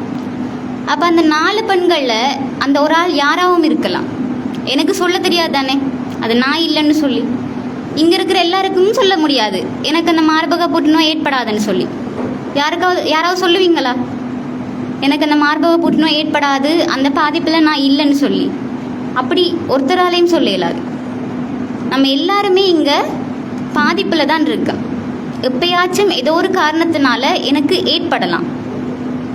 ரைட், அதை பற்றி தான் நம்ம பார்க்க போகிறோம். இப்போ இந்த மார்பக புற்றுநோய் எடுத்துக்கொண்டோம்னு சொன்னால் புற்றுநோய்கள்லேயே 2வது இடத்துல இருக்குது. அதுலேயுமே ஆண்கள் பெண்களை பிரித்து பார்த்தீங்கன்னு சொன்னால் பெண்களில் 1வது இடத்துல இருக்குது. அப்போ இதற்கான விழிப்புணர்வு நம்மளுக்கு கண்டிப்பாக தேவை. எவ்வளவு சந்தேகம் இருந்தாலும் என்னட்ட கேளுங்க, எனக்கு தெரிஞ்சதை நான் உங்களுக்கு சொல்லித்தருவேன். ஆனால் இங்கேருந்து போக்குல இதை பற்றின அறிவை முழுமையாக எடுத்துகிட்டு போங்க. சரி, நம்ம பார்ப்போம். மார்பகங்கள் பற்றி பார்த்தோம்னு சொன்னால் மார்புக்கு வெளிப்புறமாக காணப்படுற கட்டமைப்பு சரிதானே. அதில் நிறைய கலங்கள் காணப்படலாம். என்னது? பால் சுரக்கிற சுரப்பி கலங்கள் காணப்படும், நெய் சுரப்பி கலங்கள் காணப்படும், பாலது வழித்தள்ளும். அப்போ இந்த அசாதாரணமான கலங்களோட வளர்ச்சின்றது மார்பகங்களில் எங்கேயும் உருவாகலாம். உதாரணத்துக்கு பால் சுரக்கிற சுரப்பி கலங்களில் உருவாகலாம், பாலை கடத்துகிற பகுதிகளில் உருவாகலாம், முளைக்காம்புகளில் உருவாகலாம், முளைக்காம்புகளை சுற்றி காணப்படுற கருநிற பகுதிகளில் உருவாகலாம், அப்படி இல்லைன்னா அக்குள் பகுதிகள்லையும் உருவாகலாம், எங்கேயும் உருவாகலாம். அது உருவாகிற இடத்தை பொறுத்து வித்தியாசப்படலாம். ரைட், என்னென்ன காரணங்களால் இந்த மார்பக புற்றுநோய் ஏற்படுது, இல்லை யார் யாரெல்லாம் ஆபத்தில் இருக்காங்கன்னு சொல்லி பார்த்தோம்னு சொன்னால் அதிகமாக யாருக்கு ஏற்படுதுன்னு பார்த்தோம்? பெண்களுக்கு. பெண்கள்னு சொல்லக்குள்ளேயே நம்ம யாரையும் தட்டி கழிக்க இயலாது. உதாரணத்துக்கு 25 வயசுலையும் மார்பக புற்றுநோய் வந்தவங்க இருக்காங்க, 70 வயசுலையும் வந்தவங்க இருக்காங்க. இப்போ வயசு வித்தியாசம் யாரையும் நம்ம ஒதுக்க இயலாது, இந்த வயசில் வராதுன்னு சொல்லி. இப்போ பெண்கள் என்றாலே பெரிய ரிஸ்க் தான். இப்போ முதலே பார்த்தோம் என்ன, கடந்த வருடம் 27% அடையாளம் காணப்பட்டிருக்காங்க. அதுலேயும் ஆண்கள் எடுத்தோம்னு சொன்னால் 1% ஆண்களுக்கு இந்த மார்பக புற்றுநோய் வந்திருக்குன்னு சொல்கிறாங்க. இப்போ கடந்த வருடம் உதாரணத்துக்கு 195 ஆண்கள் இந்த மார்பக புற்றுநோயால் பாதிக்கப்பட்டிருக்காங்க. கூடுதலாக யாருக்கு வருது? பெண்களுக்கு. சரி, அப்படி இருக்கக்குள்ள அடுத்த காரணங்களை பார்த்தோம்னு சொன்னால் ஒரு இனம். எல்லாருக்கும் இது ஏற்படலாம் தானே, ஆனால் நம்மளை பார்க்க வெள்ளைக்காராக்களுக்கு அதிகமாக ஏற்படுதான். என்ன காரணம்னு யோசிக்கக்குள்ள அவங்களோட தோலில் காணப்படுற நம்மளோட உடம்புல தோலில் காணப்படுற மெலனின் அவங்கள்ட்ட இல்லை. மெலனின் என்னத்துக்கு பொறுப்புன்னு சொன்னால் நம்மளுக்கு நிறத்தை வழங்குது. அதுதான் சூரியன்லேருந்து வர நச்சுக்கதிர்கள் நம்மளோட உடம்பை பாதிக்காமல் தடுக்குது. இப்போ இது நம்மளுக்கு இயற்கையாகவே இருக்குன்னு, அப்போ இயற்கையாகவே நம்மளுக்கு பாதுகாப்பு கிடைக்கும். ஆனால் அவங்களுக்கு அது இயற்கையாகவே இல்லை, இல்லாட்டி குறைவாக இருக்குது.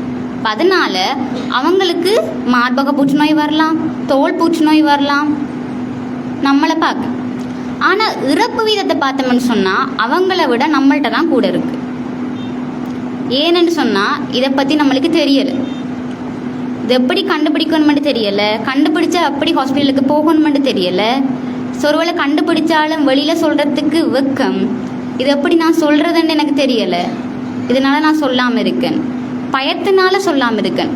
சொன்னால் என்னை வீட்டை விட்டு வெளியே அனுப்பிடுவாங்களோ, ஒதுக்கிடுவாங்களோ, இந்த மாதிரியான காரணங்களால் நான் சொல்லாமல் இருக்கேன். அப்படி வந்தாலுமே நான் ஹாஸ்பிட்டலுக்கு போகிறதில்ல. வீட்டில் பிள்ளைகளை பார்த்துக்கொள்ளணும், பிள்ளைகளுக்கு எல்லாமே செய்யணும், ஹஸ்பண்டை பார்த்துக்கொள்ளணும். அது உண்மை தானே. நம்ம ஒருத்தங்க வீட்டில் இல்லைன்னு சொன்னால் அவங்கள ஸ்கூல்ஸுக்கு அனுப்ப முடியாது, எக்ஸாமுக்கு அவங்க படிக்க மாட்டாங்க. அப்போ நான் கண்டிப்பாக இருக்கணும். நான் ஒரு கிழமை ஓட்டில் போயிட்டு நின்றேன்னு சொன்னால் அந்த ஒரு கிழமை அவங்கள யார் பார்த்துக்கொள்கிறது? இப்படி நிறைய காரணங்களால் நம்ம போகிறதில்ல. ஆனால் வெளிநாட்டவங்க என்ன செய்வாங்கன்னு சொன்னால் 1க்கு 2 தரம் போயிட்டு செக் பண்ணுவாங்க. உடம்பில் ஏதாவது மாற்றம் இருக்குன்னு சொன்னால் அதை செக் பண்ணுவாங்க, சரியான டைமுக்கு சிகிச்சையும் எடுத்துக்கொள்வாங்க. அதனால தான் அவங்கள பார்க்க நம்மள்கிட்ட இறப்பு வீதம் கூடுதலாக இருக்கு. அடுத்த காரணத்தை பார்த்தோம்னு சொன்னால் வயசு. எந்த வயசுலையும் வரலாம், ஆனால் வயசு கூட கூட கூட புற்றுநோய் உருவாகிறதுக்கான ரிஸ்க் கூடன்னு நான் சொல்கிறேன். என்ன காரணம்? வயசு கூட கூட என்ன நடக்கும்? என்னோட கலங்களுக்கும் வயசாகும். என்ன நான் இப்படியே இருந்துருவேனா 90 வயசு 100 வயசு வரைக்கும்? தெரியலை, நான் 90 வயசில் இருப்பேனான்னு சொல்லி. அப்படி இருந்தேன்னா நான் இந்த மாதிரி ஆக்டிவாக இருக்க மாட்டேன்னு. கண்டிப்பாக வந்து என்னோட கலங்களுக்கும் வயசாகும். ஏதாவது ஒரு மாற்றங்களால் அது பிறழ்வடையலாம். அவள் வெளியிலேருந்து வர மாற்றங்களால் எனக்கு புற்றுநோய் உருவாகிறதுக்கான ரிஸ்க் இருக்குது. இப்போ வயசு கூட கூட நம்ம தான் என்ன செய்யணும், கொஞ்சம் கவனமாக இருக்க வேணும். அதுக்காக நான் சொல்ல வரவே மாட்டேன் சின்ன 25 வயசு 30 வயசு ஆட்களுக்கு வரவே வராதுன்னு சொல்லி. வரலாம், எந்த வயசு உள்ள ஆட்களுக்கும் வரலாம். அடுத்தது பார்த்தோம்னு சொன்னால் உறவினர்கள். பரம்பரை எடுத்துக்கொண்டோம்னு சொன்னால் அம்மாக்கள், அம்மாவோட அம்மாவுக்கு ஏற்பட்டிருக்கலாம், அம்மாவோட தங்கச்சிக்கு அக்காவுக்கு இந்த மாதிரி ஏற்பட்டிருந்தா எனக்கு வரலாமா என்ற ஒரு கேள்வி வந்தால் வரலாம். ஆனால் அதுக்குரிய பெர்சன்டேஜ் வந்து 5லேருந்து 10 வீதம் தான், கூட இல்லை, 5லேருந்து 10 வீதம். மற்ற பெர்சன்டேஜ் எல்லாம் எப்படி வருது? ஏனைய காரணங்களால் வரலாம். அதுலேயும் இந்த இடத்துல நான் ஒரு விஷயத்த சொல்ல வேணும்.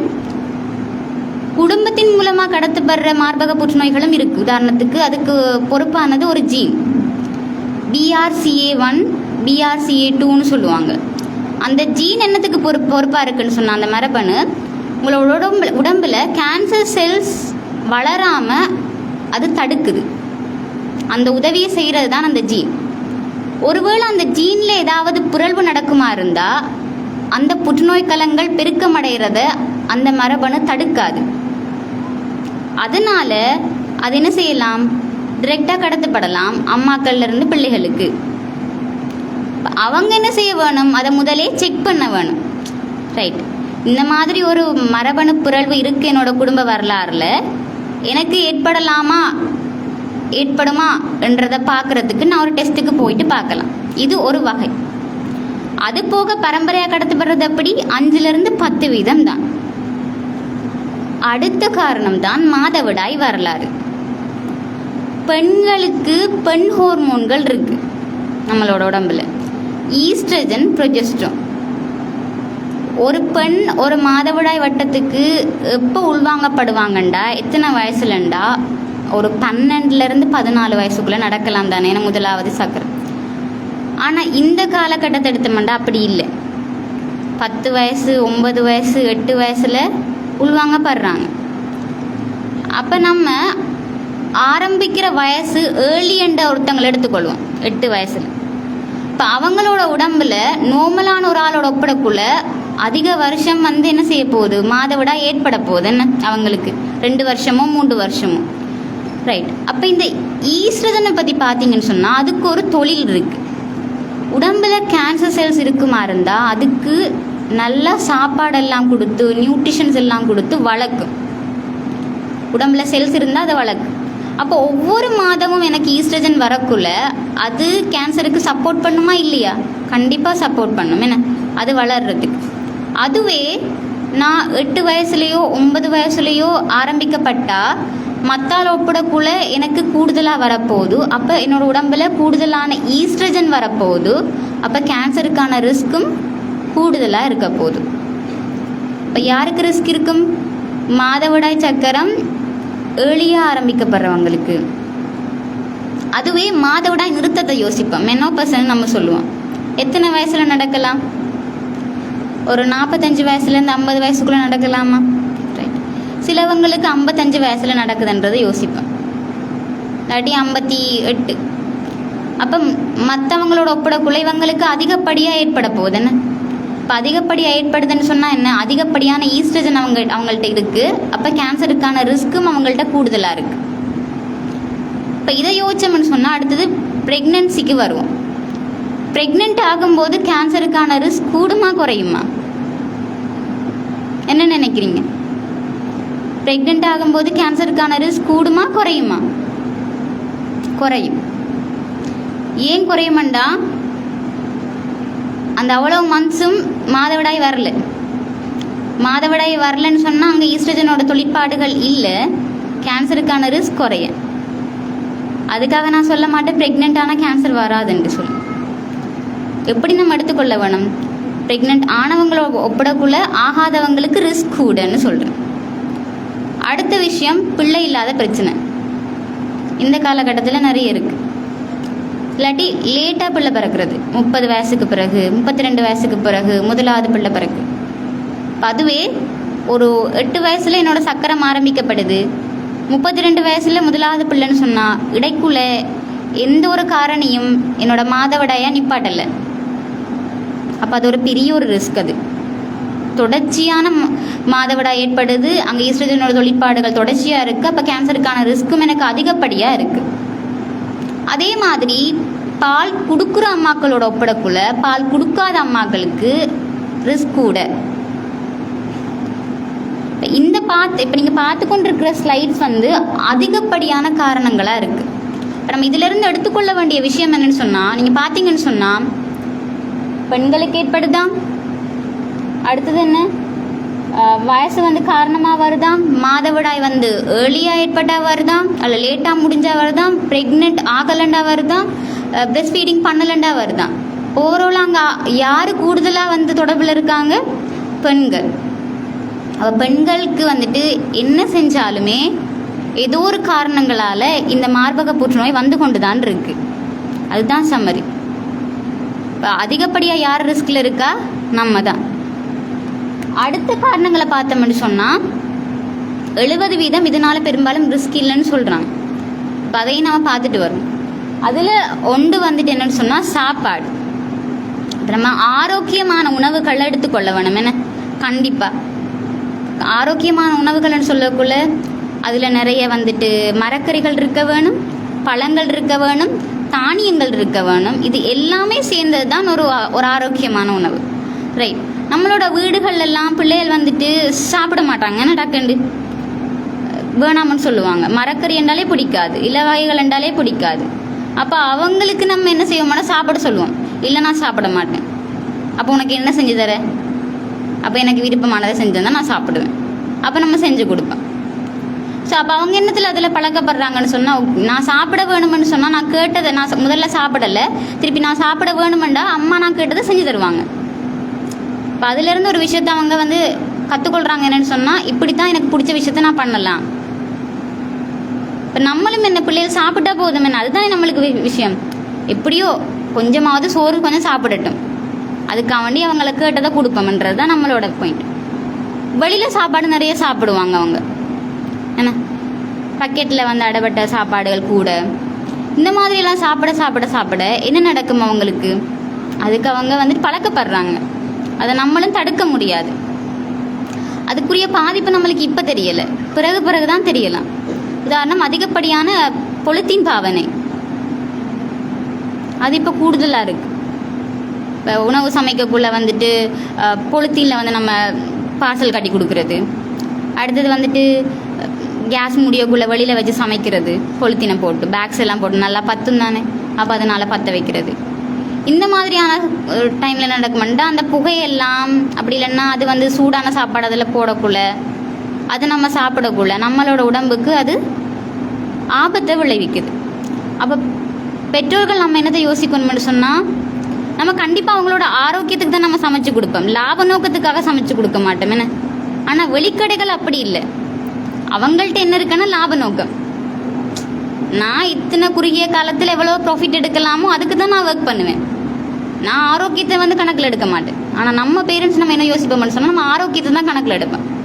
ஸோ எவ்வளோத்துக்கு முடிக்குமோ அவ்வளோத்துக்கு பிள்ளைகளுக்கு ஆரோக்கியமான உணவுகளை பழக்கப்படுத்த வேணும். ஏன்னா அவங்க பழக மாட்டாங்க, ஏன்னா அவங்களோட வயசும் அந்த மாதிரி. நான் அந்த வயசை தாண்டினா தானே நம்மளும் அதை நம்மளுக்கும் தெரியும். இந்த வயசில் நம்ம அதெல்லாம் சாப்பிட்ருக்க மாட்டோம்.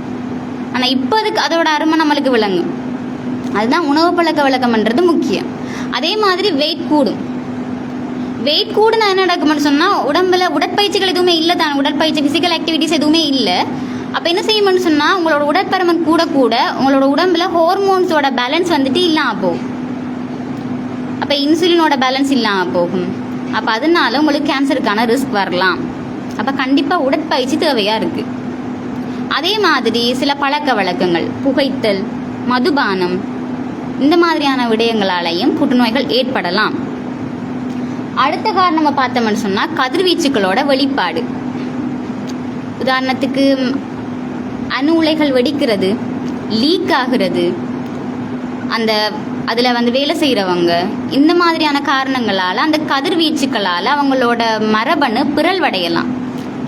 பிறழ்வடைஞ்சதுன்னு சொன்னால் அது எப்படி வந்து மாற்றம் அடைஞ்சிருக்கோ அதுக்கேற்றது மாதிரி தான் கலங்கள் பெருக்கமடையும். இது ஒரு காரணம். அடுத்தது பார்த்தோம்னு சொன்னால் புற்றுநோய் வரலாறு. உதாரணத்துக்கு எனக்கு புற்றுநோய் ஏற்பட்டிருந்தது. நான் அதுக்கு சிகிச்சை எடுத்து சரியாயிட்டேன். ஒட்டுமொத்தமாக என்னோட சிகிச்சை முடிஞ்சது. நான் இப்போ வந்துட்டு நல்லா இருக்கேன். ஆனால் நான் அப்படியே இருக்க முடியுமா? எனக்கு திருப்பி ஏற்படுமா படாதான்னு கேட்டால் தெரியலை. மேபி வரலாம் என்ன. அப்போ நான் என்ன செய்ய வேணும்? கவனமாக இருக்கணும். திருப்பி ஹாஸ்பிட்டலுக்கு போயிட்டு நான் டைமுக்கு செக் பண்ண வேணும். ஒரு பக்கத்துக்கு மார்பகத்தை நான் அகற்றிருக்கணும்னு சொன்னால் மற்ற பக்கத்துக்கு உரிய மார்பகத்தை நான் பாதுகாக்கணும். அதில் கவனமாக இருக்கணும். அதில் ஏதாவது மாற்றங்கள் இருக்கான்றதை நான் கவனிக்கணும். ஏண்டா எனக்கு ஒரு வரலாறு இருக்குது. எனக்கு திருப்பி ஏற்படலாம், ஏற்படாமலும் போகலாம். அடுத்த விஷயம், நம்ம பயன்படுத்துகிற கருத்தடை மாத்திரைகள்.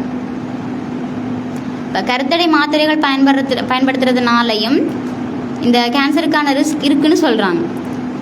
ஆனால் அந்த கருத்தடை மாத்திரைகள் நான் பயன்படுத்தாமல் இருக்கலாமா? எனக்கு அப்போ தேவையாக இருக்குது. இப்போ டாக்டர் சொல்கிறாங்க நீங்கள் இப்போ கொஞ்சம் வீக்காக இருக்கீங்க, அப்போ அந்த டைமில் வந்து ப்ரெக்னென்ட் ஆக வேணாம்னு சொல்லக்குள்ள நான் அந்த கருத்தடை மாத்திரைகளை உபயோகிச்சு தான் ஆக வேணும் என்ன. ரைட். அப்போ இதை நான் மொத்தமான காரணங்களை இலகுவாக ரெண்டாக பிரிக்கிறேன் உங்களுக்கு புரிஞ்சு கொள்கிற மாதிரி. ஒன்று என்னன்னு சொன்னால் என்னால் கட்டுப்படுத்தக்கூடிய காரணிகள், என்னால் கட்டுப்படுத்த முடியாத காரணிகள். கட்டுப்படுத்தக்கூடிய காரணிகள் என்று நான் எதை சொல்கிறேன்னு சொன்னால், ரைட், இந்தந்த காரணிகளை செய்கிறதன் மூலமாக எனக்கு கேன்சருக்கான ரிஸ்க்கை நான் குறைக்கிறேன். என்னால் குறைக்க முடியும். நான் இதை கண்ட்ரோல் பண்ணால் குறைச்சிடலாம். என்னென்ன மாதிரியான காரணங்கள் வரும்? உணவு, உடற்பருமன், அப்படி இல்லைன்னா உடற்பயிற்சி செய்கிறது, பழக்க வழக்கங்கள், புகைத்தல், மதுபானம், இந்த மாதிரியான பழக்க வழக்கங்களை நிப்பாட்டுறது. அடுத்தது ஸ்ட்ரெஸ்ஸை வந்துட்டு மேனேஜ் பண்ணுறது. இதெல்லாம் என்னால் ஓரளவு கண்ட்ரோல் பண்ணலாம், என்னை கட்டுப்படுத்தலாம். சில காரணங்களை என்னால் கட்டுப்படுத்த முடியாது. அது என்னதான் செஞ்சாலும் அதோட விளைவு அது ஏற்படுத்துமெண்டா ஏற்படுத்தும். அப்படியான காரணங்கள் சொல்லி பார்த்தோம்னு சொன்னால் அதில் ஒன்று என்ன? பரம்பரை. இந்த பரம்பரையாக ஏற்படுது. எனக்கு ஒரு குடும்ப வரலாறு ஒன்று இருக்குன்னு சொன்னால் அந்த பரம்பரை இல்லைன்னு நான் ஓட முடியாதுன்னு. ரைட். அதில் எனக்கு அந்த பரம்பரையில் இருக்கிற எனக்கு ஏற்படுமெண்டா ஏற்படும் தான். நான் அதை மாற்றவே இல்லாது. இது ஒன்று. ரெண்டாவது விஷயம், என்னோட ஹார்மோன்ஸை என்னால் மாற்ற முடியாது. முதலாவது மாதவிடாய் எப்போ ஏற்படுதுன்றதை நான் தீர்மானிக்க இல்லாது என்ன. இத்தனை வயசில் ஏற்படுமெண்டு. அதே மாதவிடாய் நிறுத்தம் எப்போ ஏற்பட வேணுமென்றதையும் நான் தீர்மானிக்க இயலாது. இந்த விஷயங்களை என்னால் மாற்ற இயலாது. அது அதனோட போக்கில் தான் நடக்கும். அடுத்த விஷயம், நான் பெண்ணாக இருக்கிறத என்னால் மாற்ற முடியாது என்ன. பெண்ணாக இருக்கிறதுனால ஏதோ ஒரு காரணங்களால் எனக்கு வரலாம் என்ன. அப்போ அதனால நான் மாற்றவே இயலாது. அப்போ சில காரணங்களை என்னால் கட்டுப்படுத்தலாம், சில காரணங்களை என்னால் கட்டுப்படுத்த இயலாது. இப்போ இதுதான் நம்ம தெரிஞ்சு கொள்ள வேண்டியது. நம்மளுக்கு தேவை என்ன? கட்டுப்படுத்த முடியாத காரணங்கள்லேருந்து எப்படி தப்பிக்கிறது. அதுக்காகத்தான் நம்ம சில விஷயங்கள் நம்ம பார்க்க போகிறோம். அதுக்கு முதல்ல ரைட், மார்பக புற்றுநோய் ஏற்படுதுன்னு சொன்னால் என்னென்ன மாதிரியான அறிகுறிகள் தென்படலாம்? மார்பகங்களில் அளவில் மாற்றம் ஏற்படும். ஏன்னா அளவில் மாற்றம்னு சொல்கிறேன்னு சொன்னால், நம்மளோட உடற்பாகங்கள் நம்மளை தவிர வேறு யாருக்கும் அவ்வளவா தெரியாதுன்னு. நம்ம எப்படி நம்மளோட உடற்பாகங்களை தெரிஞ்சு கொள்வோம்னு சொன்னால், அதை நம்ம பார்த்துட்டு வரக்குள்ள சரி என்னோட உடற்பாகங்கள் இப்படித்தானேன்னு சொல்லி நான் தொடர்ச்சியாக பார்த்துட்டு வரக்குள்ள தான் சரி வலதும் இடதும் ஒரே மாதிரி இருக்கலை அப்படித்தானே முகத்திலையும் வலது பக்கம் இடது பக்கம் ஒரே மாதிரி எப்பயும் இருக்காது கொஞ்சம் மாற்றங்கள் இருக்கு இப்போ அதே மாதிரி மார்பகங்களும் அப்படித்தான் வலது பக்கம் இடது பக்கம் ஒரே மாதிரி இருக்காது அதை எப்போ நீங்கள் பார்த்துட்டு வருவீங்கன்னு சொன்னால் தொடர்ச்சியாக பார்த்துட்டு வரக்குள்ள அந்த சின்ன மாற்றம் உங்களுக்கு தெரியும் இல்லை நான் தொடர்ச்சியாக பார்த்துட்டு வரேன் வளமையாக இருந்ததை விட போன மாதம் கொஞ்சம் ஒரு பக்கம் வீங்கின மாதிரி இருக்குது இல்லை அளவில் வித்தியாசம் மாதிரி இருக்குன்னு சொன்னால் அதை வச்சுக்கொள்கிறது அடுத்த மாதம் வரைக்கும் ரைட் இந்த மாதம் பார்த்துட்டு நான் அடுத்த மாதம் பார்த்துட்டு போகிறேன் இல்லை டக்குன்னு உங்களுக்கு மாற்றம் தெரியுதுன்னு சொன்னால் நீங்கள் வைத்தியசாலைக்கு போகணும் இது அளவில் மாற்றம் அடுத்தது என்ன நிற மாற்றம்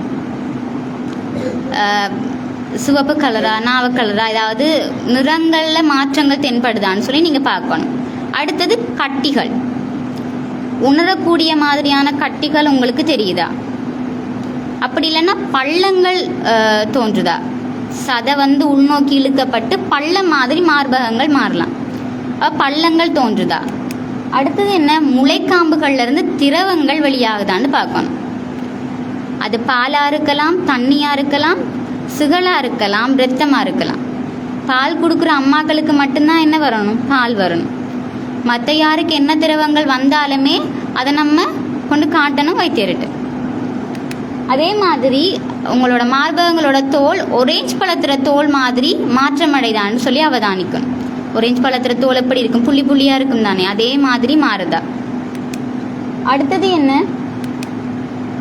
நான் முதலே சொன்னது மாதிரி அளவில் மாற்றம் இருக்கா நிற மாற்றம் இருக்கா இது எல்லாத்தையுமே நான் பார்க்கணும் அதோடு சேர்த்து முளைக்காம்புகள் உள்நோக்கி இழுக்கப்பட்டிருக்கா இதையும் நீங்கள் அவதானிக்கணும் அப்போ என்னென்ன மாதிரியான மாற்றங்கள் அளவில் மாற்றம் இருக்கா நிற மாற்றம் இருக்கா கட்டிகள் தென்படுதா பள்ளங்கள் தென்படுதா அடுத்தது தோடம்பலத்துற தோல் மாதிரி மாறுதா முளைக்காம்புகள் உள்நோக்கி இருக்கா முளைக்காம்புகள்லேருந்து திரவங்கள் வெளியாகுதா இது எல்லாத்தையுமே நம்ம அவதானிக்கணும் ஏன்னா அதுதான் அறிகுறிகள் இதை பார்த்தீங்கன்னு சொன்னால் இதெல்லாம் லாஸ்ட் ஸ்டேஜில் இருக்கிறவங்களோட படம் ஸோ இந்த நிலைமை வரைக்கும் நம்ம விட்டுட்டு இருக்கலாமா இதெல்லாம் குணப்படுத்த முடியலை கட்டங்கள் என்ன அது பார்த்தீங்கன்னா முளைக்காம்புகள் உள்நோக்கி இருக்குது அங்கால வந்துட்டு தோடம்பலத்துற தோல் மாதிரி இருக்குது அளவில் மாற்றம் இருக்குது நிற மாற்றம் இருக்குது அதே மாதிரி அங்கால பார்த்தீங்கன்னா ஆணொரு ஆளுக்கு மார்பக புற்றுநோய் வந்தது ஸோ இதை விட மோசமான நிறைய காயங்கள் இருக்குது மார்பக புற்றுநோயால் வரலாம் அந்த எல்லா படத்தையும் நம்ம இதுக்குள்ளே சேர்க்கலை ஏன்னா இந்த மாதிரி வரைக்குமே நீங்கள் விட்டு வைக்கக்கூடாது ஆரம்பத்திலே சின்னதாக மாற்றங்கள் தெரியும் போதே நீங்கள் வைத்தியசாலைக்கு கொண்டு போக வேணுமன்றது தான் விஷயமே ஏன்னா உங்கள்ட்ட நிறைய பேஷண்ட்ஸ் வருவாங்க ஒவ்வொருத்தங்களும் ஒவ்வொரு கதை சொல்லுவாங்க அதாவது தான் எப்படி வந்துட்டு இதை வந்து கண்டுபிடிச்சாங்க என்ன மாதிரி கட்டிகளை வந்து அவங்க கண்டுபிடிச்சாங்கன்றதுக்கு ஒவ்வொரு கதைகளை அவங்க சொல்லுவாங்க அதெல்லாம் யோசிக்கக்குள்ள நம்ம நினைச்சே பார்க்க முடியாது இப்படியெல்லாம் இருக்கான்னு சொல்லி சிலவங்களுக்கு டைம் போயிட்டு கடைசி ஸ்டேஜில் தான் கண்டுபிடிச்சவங்க இருக்காங்க ஏன்னா அவங்க பார்க்கல சிலவங்க ஆரம்பத்திலே கண்டுபிடிச்சாங்க சின்னதாக இருக்கக்குள்ள அப்போ அவங்க ட்ரீட்மெண்ட் எடுத்துகிட்டு இருக்காங்க அதுதான் முக்கிய விஷயமே வந்துட்டு ஆரம்பத்தில் கண்டுபிடிக்கவன் ரைட் நம்ம முதலே பார்த்தது மாதிரி 2 வகையான விஷயம் இருக்குது என்ன என்னால் கட்டுப்படுத்தக்கூடியது என்னால் கட்டுப்படுத்த முடியாதது கட்டுப்படுத்தக்கூடியதுக்கு வந்துட்டு பரவாயில்ல நான் சில விஷயங்களை மாற்றலாம் என்னோடய வாழ்க்கையில் கட்டுப்படுத்த முடியாததுக்கு எப்படியோ எனக்கு ஏற்படும் அதிலிருந்து நான் எப்படி தப்பிக்கலாமெண்டா ஆரம்பத்திலே கண்டுபிடிக்கிறது இந்த மாற்றங்களை நான் ஆரம்பத்திலே கண்டுபிடிச்சி வைத்தியசாலைக்கு கொண்டு போகிறது வருமுன் காப்போம் அவ்வளவுதான் இப்போ அதுக்காக வேண்டி தான் உருவாக்கப்பட்டது இந்த 3 விஷயமும் ஒன்று என்ன சுய மார்பக பரிசோதனை நம்மளோட இப்போ இங்கே வந்ததுக்கான நோக்கம் இது சுய மார்பக பரிசோதனை தான் நம்ம அதைத்தான் நம்ம இங்கேருந்து கற்றுக்கொண்டு போக போகிறோம் சுய மார்பக பரிசோதனை தான் மெயின் 2வது மருத்துவ மார்பக பரிசோதனை 3வது மேமோகிராம் ஸோ இந்த சுய மார்பக பரிசோதனைன்றது எல்லாருமே செஞ்சு கொள்ளலாம் 18 வயசுக்கு மேற்பட்ட எல்லாருமே செய்யலாம் ரைட்டா அதுலேயும் மாதவிடாய் வாரவங்க இருப்பாங்க தானே அவங்க மாதவிடாய்க்கு முன்னுக்கு பண்ணக்கூடாது ஏன் நான் பண்ணக்கூடாதுன்னு சொல்கிறேன்னுண்டா, சிலவங்களுக்கு அந்த டைமில் மார்பகங்கள் வலிக்கலாம், கடுமையானதாக இருக்கலாம், பாரம் மாதிரி இருக்கலாம், அவங்க ஃபீல் பண்ணலாம். இப்போ அந்த டைமில் நீங்கள் நசிச்சு பார்க்கக்குள்ள ஒரு மாதிரி நோக்கும், கட்டி மாதிரி இருக்கும். அப்போ நீங்கள் சரியாக கண்டுபிடிக்க மாட்டீங்க அந்த வலியோடு. அப்போ அப்படியே விட்டுருங்க. தலை குளிப்பீங்க தானே, 5ஆவது நாளோ 7ஆவது நாளோ தலை குளிக்கக்குள்ள நீங்கள் அன்றைக்கு அந்த மாதத்துக்குரிய கடமையை முடிங்க. இதையும் செஞ்சு ஒவ்வொரு மாதமும் நம்ம செஞ்சுட்டு வர போகிறோம். ஒரு மாதம் விடுறதில்லை.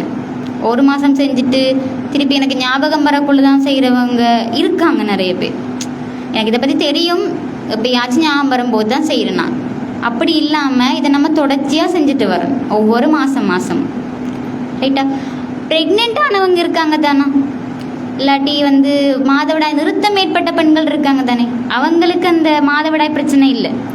அவங்க என்ன செய்யலாம், மாதத்தில் ஒரு நாள் எடுத்து 1ஆம் தேதியோ 2ஆம் தேதியோ அதை ஃபிக்ஸ் பண்ணி அடுத்தடுத்த மாதம் அந்த டேட்டில் செஞ்சு கொண்டு வரணும். இது விளங்கிட்டு தானே. எப்படி செய்கிறதுன்னு சொல்கிறேன். 2 ஸ்டெப் தான், 2 ஸ்டெப் தான். அதில் முதலாவது ஸ்டெப் அவதானம். முதலே பார்த்த நம்ம தானே அந்த அறிகுறிகள் எல்லாம் இப்போ நம்ம அவதானிக்க போகிறோம் நம்மளோட உடம்புல. இதுக்கு முதல்ல நாம் அந்த மாதிரி மைண்ட் செட்டில் பார்த்துருக்க மாட்டோம் தானே. என்ன உதாரணம், கட்டி இருக்கா, பள்ளம் இருக்கா, தோடம்பளத்தில் தோல் மாதிரி இருக்கா, அளவில் மாற்றம் இருக்கா, அப்படியெல்லாம் நம்ம பார்த்துருக்க மாட்டோம். ஆனால் இப்போ நான் அப்படி பார்க்க சொல்கிறேன். ஸோ அந்த மாதிரி மனசில் வச்சு இந்த மாதிரி மாற்றங்கள் என்னோட மார்பகங்கள் இருக்கான்றதை நான் பார்க்க போகிறேன். முதலாவது என்ன, அவதானம். ரைட். அதுக்கு தேவை எனக்கு ஒரு பாதுகாப்பான இடம். என்ன, அடுத்தது ஒரு கண்ணாடி. கண்ணாடிக்கு முன்னுக்கு நான் நின்றுட்டு இடுப்புக்கு கீழே வரைக்கும் உடுப்பை இறக்கி விட்டதுக்கு அப்புறமா முதல்ல அவதானிக்க போகிறேன். கட்டி இருக்கா, பள்ளம் இருக்கா, அளவில் மாற்றம் இருக்கா, தோடம்பளத்தில் தோல் மாதிரி இருக்கா, நிறமாற்றம் இருக்கா, முளைக்காம்பு உள்நோக்கி இருக்கா, இந்த மாதிரி அறிகுறிகள் எல்லாம் நான் பார்க்குறேன். எப்படி பார்க்கணும்னு சொன்னால் 3 விதத்தில். ஒன்று, கை 2ஐயும் பக்கவாட்டில் வச்சு பார்க்கணும். அடுத்தது கை 2ஐயும் இடுப்பில் குத்தி பார்க்கணும். அடுத்தது கை 2ஐயும் மேலே உசத்திட்டு பார்க்கணும். இந்த 3 விதத்துலேயும் தான் நம்ம பார்க்க போகிறோம். ஏன்னு சொன்னால் எல்லா மார்பகங்களோட ஏரியாவும் கவர் ஆகணும். மேலே, சைட்டில், கீழே ஒன்றையும் விட்டுட்டு போகக்கூடாது. ஏன்னா நிறைய பேர் கீழே கட்டி இருக்காங்க, சைட்டில் கட்டி இருக்காங்க. ஏன்னா அங்கே என்னத்தை பார்க்குறாங்க, வராதுன்ற ஒரு நினைப்பு தான். ஆனால் அங்கேயும் வரலாம். அப்போ எல்லா இடங்கள்லையும் நம்ம கவர் பண்ண வேணும். அதுக்காக வேண்டித்தான் இந்த மாதிரி பார்க்கணும். சரியா. இது முதலாவது என்ன, அவதானம். 2வது ஸ்டெப், பார்த்தா மட்டும் போதுமா, கட்டி இருந்து அதை நம்ம தொட்டு பார்க்க வேணும் தானே. அப்போ 2வது தொட்டு பார்க்கறது. சரி, தொட்டு பார்க்கறதுக்கு நான் இந்த பரப்பை பயன்படுத்த போகிறேன் கையோட. சரி, இதைத்தான் நான் பயன்படுத்த போகிறேன். ஏன்னா இப்படி பார்த்தா நான் கண்டுபிடிக்க மாட்டேன். அப்போ ஒரு பரப்பை நான் பயன்படுத்துகிறேன். ஒரு அழுத்தம் மட்டும் கொடுக்கணும், தடவிட்டு போகலானா. அப்போ கொஞ்சம் தான் அழுத்தம் மட்டும் நான் கொடுத்து போட்டு வட்ட வடிவில் ரொட்டேட் பண்ண போகிறேன். என்னோட வலது கையால் பார்க்க போகிறேன்டா மாறித்தான் பார்க்கணும். இடது பக்கத்துக்குரிய மார்பகத்தையும், இடது கையால் பார்க்க போகிறேன்டா வலது பக்கத்துக்குரிய மார்பகத்தையும் நான் மாறி பார்க்கணும். இப்போ இந்த கையால் பார்க்க போகிறேன், அப்போ இந்த இடது பக்கத்துக்குரிய மார்பகத்தை நான் பார்க்கணும். அப்போ அந்த பக்கத்துக்குரிய கை என்ன செய்ய வேணும், நல்லா பின்னுக்கு மடித்து பிடிக்க வேணும். சரியா. அப்போ தான் என்ன பார்க்குறதுக்கு ஏதாவது மாதிரி மார்பகம் மாறலாம். ரைட். மடித்து பிடிச்சிட்டு நான் அப்படியே தொட்டு பார்த்துட்டு வரப்போகிறேன், கட்டிகள் எங்கேயாவது இருக்கான்னு சொல்லி. அப்படியே ஃபுல்லாக பார்த்துட்டு கடைசியில் நான் எங்கே பார்க்கணும், முளைக்காம்புகள்லையும் நான் பார்க்கணும். முளைக்காம்புகள் காணப்படுற கருநிற பகுதிகள்லையும் கட்டிகள் உருவாக்கலாம். அப்போ நான் அந்த இடத்துலையும் நான் பார்க்கணும். இன்னும் நம்ம திரவம் வருதா இல்லையான்றதை பார்க்கல. அப்போ என்ன செய்யணும், முளைக்காமல் நசிச்சு பார்க்கணும் அதில் ஏதாவது திரவங்கள் வருதான்னு சொல்லி. அதே மாதிரி மார்பகமும் கையும் காணப்படுற பகுதிகள்லையும் கட்டிகள் உருவாகலாம். அப்போ அந்த இடங்கள்லையும் நீங்கள் பார்க்கணும். அடுத்தது என்ன, அக்குள் பகுதிகள், அதுலேயும் கட்டிகள், நெறிக்கட்டிகள் ஏதாவது இருக்கான்றதை அவதானிக்கணும். நெறிக்கட்டின்னு சொன்னால் காய்ச்சல் வாரப்ப, முடி புடுங்குப்படுறப்ப, அப்படி இல்லைன்னு சொன்னால் என்ன, காயம் ஏற்படக்குள்ள வார நெறிக்கட்டிகள் இல்லை. எதுவுமே நடக்காமல் நிறைய காலமாக எனக்கு நெறி இருக்குது, எதுவுமே ஆகலை ஆனால் நெறி ஒன்று இருக்குன்னு சொன்னால் என்ன, மார்பகத்தோட எங்கேயாவது ஒரு இடத்துல கட்டி ஒன்று இருக்கலாம். அந்த கட்டிக்கு தான் அது நெறி விட்டுருக்கு. அப்போ என்னென்ன, அப்போ அந்த நெறியே நீங்கள் சும்மா விடக்கூடாது, அதை நீங்கள் கொண்டு காட்டணும். அப்போ ஒரு பக்கத்துக்கு செக் பண்ணால் சரியா, அடுத்த பக்கமும் நம்ம பார்க்க வேணும். அதே மாதிரி இடது பக்க கையால் வலது பக்கத்துக்குரிய மார்பகத்தை பார்க்கணும், அந்த பக்கத்துக்குரிய கையை மடித்து பிடிக்க வேணும். ஸோ இது ரெண்டும் தான் சுய மார்பக பரிசோதனை. முதலாவது என்ன? அவதானம். ரெண்டாவது தொட்டு பார்க்குறது. அதை நான் ப்ராக்டிக்கலாக செஞ்சு காட்டுறேன். இதை முடிக்கக்குள்ள நான் ப்ராக்டிக்கலாக செஞ்சு காட்டுறேன் அப்படின்னு சொல்லி. ஸோ இதை நீங்கள் படுத்து கிடந்துட்டு செய்யலாம். ஒருவேளை நான் பெட்டுக்கு போயிட்டேன், அப்போ தான் எனக்கு ஞாபகம் வருது எலும்பேலுப்பாக கிடக்கு, அதுலேயும் நீங்கள் செஞ்சு பார்க்கலாம் படுத்து கிடந்துட்டு. அதே மாதிரி என்ன மாதிரி தான் பார்க்க போகிறீங்க. என்னன்னு சொன்னால் தலைக்கும் இந்த ஷோல்டருக்கும் நடுவில் ஒரு தலைவாணி ஒன்று கொடுக்க போகிறீங்க சப்போர்ட்டுக்கு. அதே மாதிரி குளிக்கக்குள்ளையும் நீங்கள் பார்க்கலாம்.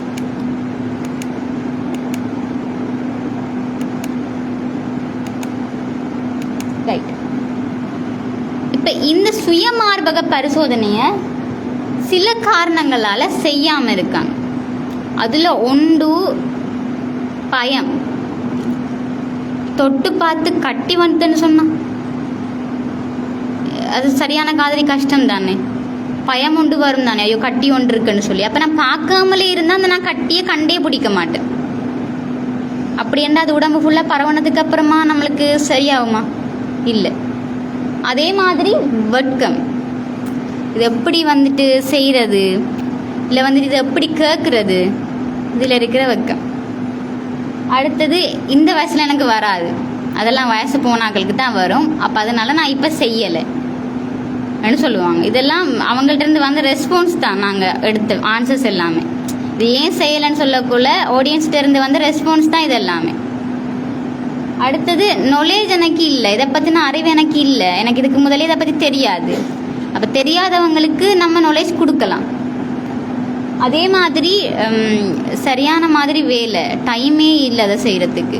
சரி, ஒரு மாதத்தில் 24 மணித்தியாலத்தில் நான் உங்கள்கிட்ட நிறைய கேட்கலண்ணே, 10 நிமிஷம் தான் கேட்குறேன்.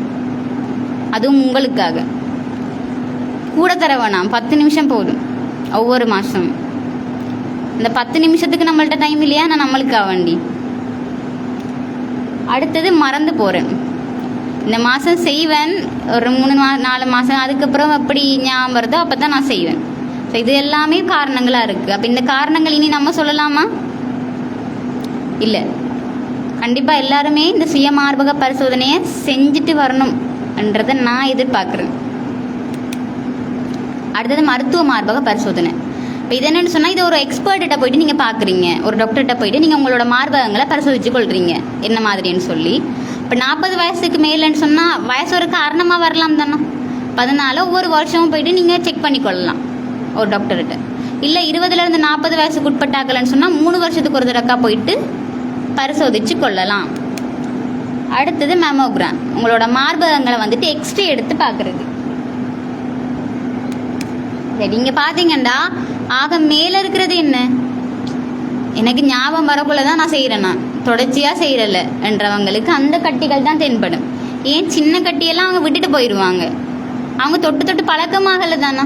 அப்போ சின்ன கட்டிகள் எல்லாம் அவங்க அப்படியே விட்டுட்டு போயிடுவாங்க, பெரிய கட்டிகள் மட்டும்தான் அவங்களுக்கு தென்படும். ரெண்டாவது தொடர்ச்சியாக நான் செஞ்சுட்டு வரணுன்றவங்களுக்கு 3 நாளும் மேமோகிராம் அதில் தென்படலாம். ரைட். புற்றுநோய்க்கு வந்துட்டு என்ன மாதிரியான சிகிச்சை முறை இருக்குன்னு சொல்லி பார்த்தோம்னு சொன்னால், ஒன்று இந்த அறுவை சிகிச்சை சர்ஜரி கேள்விப்பட்டிருப்பீங்க. கட்டியை மட்டும் எடுக்கிறதும் இருக்குது, ஒரு துண்டு எடுக்கிறது இருக்குது, அப்படி இல்லைன்னா ஒரு பக்கத்துக்குரிய மார்பகங்களை அகற்றி கொள்வது இருக்குது. அது யார் யாருக்கு என்னென்ன மாதிரியான சிகிச்சை முறைகள் தேவைன்றதை தீர்மானிக்கிறது வைத்தியர். ஏன்னு சொன்னால், ஒருத்தங்களுக்கு கட்டி இருக்கலாம், ஆனால் அந்த எல்லா கலங்களும் அந்த ஒரு கட்டி இருக்கிற இடத்துல இருக்கணுமன்ற அவசியம் இல்லை. ஒரு கலம் சிதறி எங்கேயாவது இருக்கலாம் என்ன. அப்போ நான் அந்த கட்டியை மட்டும் எடுத்தேன்னு சொன்னால் பிறகு கொஞ்ச நாளையால் அந்த சிதறி கிடக்கிற கலங்கள் பெருக்கமடையலாம், அதிலிருந்து எனக்கு கட்டி வரலாம். அதை யோசிச்சுத்தான் கட்டி சின்னனாக இருந்தாலுமே என்ன சொல்லுவாங்கண்டா, ஒரு பக்கத்துக்குரிய மார்பகத்தை எடுக்கிறது கொஞ்சம் பாதுகாப்பானதாக இருக்குமென்னு சொல்லுவாங்க. இப்போ நம்ம அதுக்கு போயிட்டு நம்ம இல்லை கட்டி சின்னதாக தானே இருக்குன்னு கட்டியை மட்டும் எடுங்க சொல்கிற பேஷண்ட்ஸ் இருக்காங்க. இல்லை நான் கட்டியை மட்டும் எடுத்தால் போதும்னு சொல்லி. ஆனால் நம்ம தான் அதை பற்றி யோசிக்கணும் என்ன. பிறகு திருப்பி கட்டி வரமா இருந்தால் இப்போ அவங்க சொல்கிறாங்கன்னு சொன்னால் அதை நம்ம செஞ்சு கொள்றதுல தப்பு இல்லை தானே. நிறைய பேஷண்ட்ஸ் சண்டைக்கு போவாங்க இப்போ டாக்டர்ஸோடலாம். இல்லை எனக்கு இதில் வந்துட்டு எனக்கு உடன்பாடு இல்லை, மார்பகங்களை அகற்றிக்கொள்றதில்ல, எனக்கு விருப்பம் இல்லை, என்னோடய குடும்பத்தில் இருக்கிறவங்களுக்கு விருப்பம் இல்லை, இப்படி நிறைய காரணங்கள். ஒன்றுமே செஞ்சு கொள்ள இல்லாது புற்றுநோய் வந்த மார்பகத்தை வச்சுக்கொண்டு பிள்ளைக்கு பால் கொடுக்கலாமா? இல்லை, ஒன்றும் செய்ய இல்லாது. அப்போ நான் இருக்கிற வரைக்கும் இருந்துட்டு இப்படியே நான் செத்து போகிறேன் ஏண்டா ஒரு மாதம் கணக்கு என்னால் இருக்கவே இல்லாது. அவ்வளோ வலி, தாங்கவே இல்லாத வலி. அப்போ நான் திருப்பி வருவேன். சரி, நான் வந்து சர்ஜரி செய்கிறேன், என்ன பிரயோசனம்? டைம் போயிட்டு, காலம் கடந்து போனதுக்கு பிறகு சர்ஜரி செஞ்சு என்ன பயன்? அப்போ அவங்க சொல்லுவாங்க டைம் போயிட்டு லாஸ்ட் ஸ்டேஜ் ஆகிட்டு இதுக்கு பிறகு ஒன்றும் செய்ய இல்லாது, இன்னும் 3 மாதமோ 6 மாதமோ.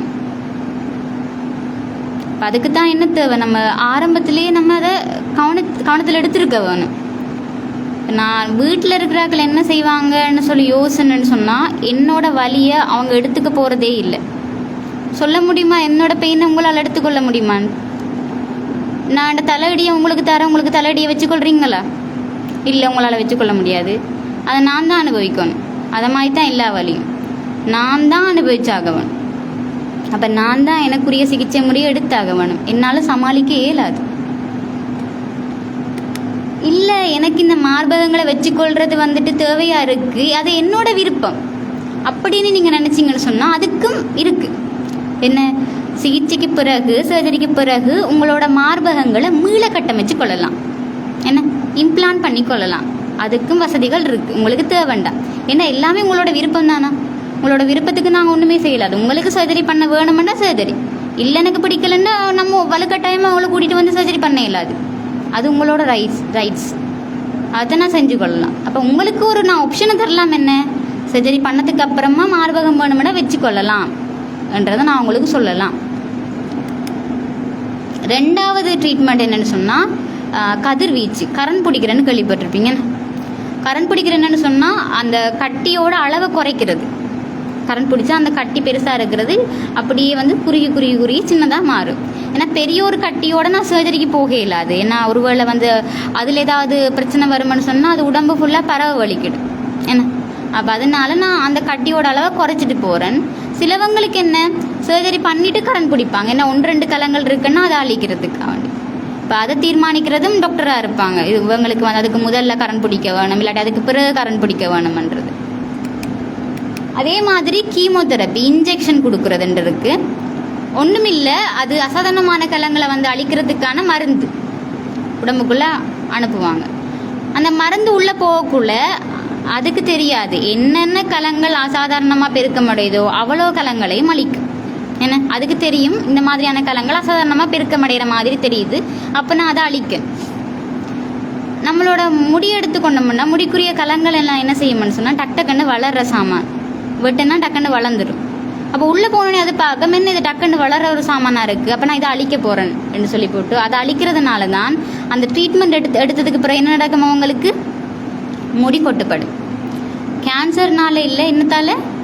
அந்த ட்ரீட்மெண்ட்னால. ஆனால் அது பெர்மனெண்ட்டாக காலம் ஃபுல்லாக அவங்க முடி கொட்டுப்பட்டதோடையா இருப்பாங்க? இல்லை, ட்ரீட்மெண்ட் எடுத்து 3 மாதத்தால் முடி வளர்ந்துடும். நம்ம அவங்களுக்கு அதை சொல்லணும், சொல்லணும் பரவாயில்ல எடுங்க, முடி கொட்டுப்பட்ட பிரச்சனை இல்லை, 3 மாதத்தால் வளர்ந்துடும், நீங்கள் ட்ரீட்மெண்ட் எடுங்க. அவங்களுக்கு ஒரு புஷ் ஒன்று கொடுக்கணும். அப்படி இல்லைன்னா எடுக்க மாட்டாங்க. அவங்கள்ட்ட போயிட்டு இல்லை நீ எடுக்காத, எடுத்தால் முடி கொட்டுப்படும், ஒரு மாதிரி இருக்கும், அசிங்கம் மாதிரி இருக்கும்னு சொல்லி நம்ம சொன்னோம்னு சொன்னால் அவங்க எடுப்பாங்கன்னு நினைக்கிறீங்களா? இல்லை, எடுக்க மாட்டாங்க. அவங்களுக்கு அந்த ட்ரீட்மெண்ட் தேவையாக இருக்குது, நம்ம தான் அதுக்குரிய சப்போர்ட் ஒன்று கொடுக்கணும்.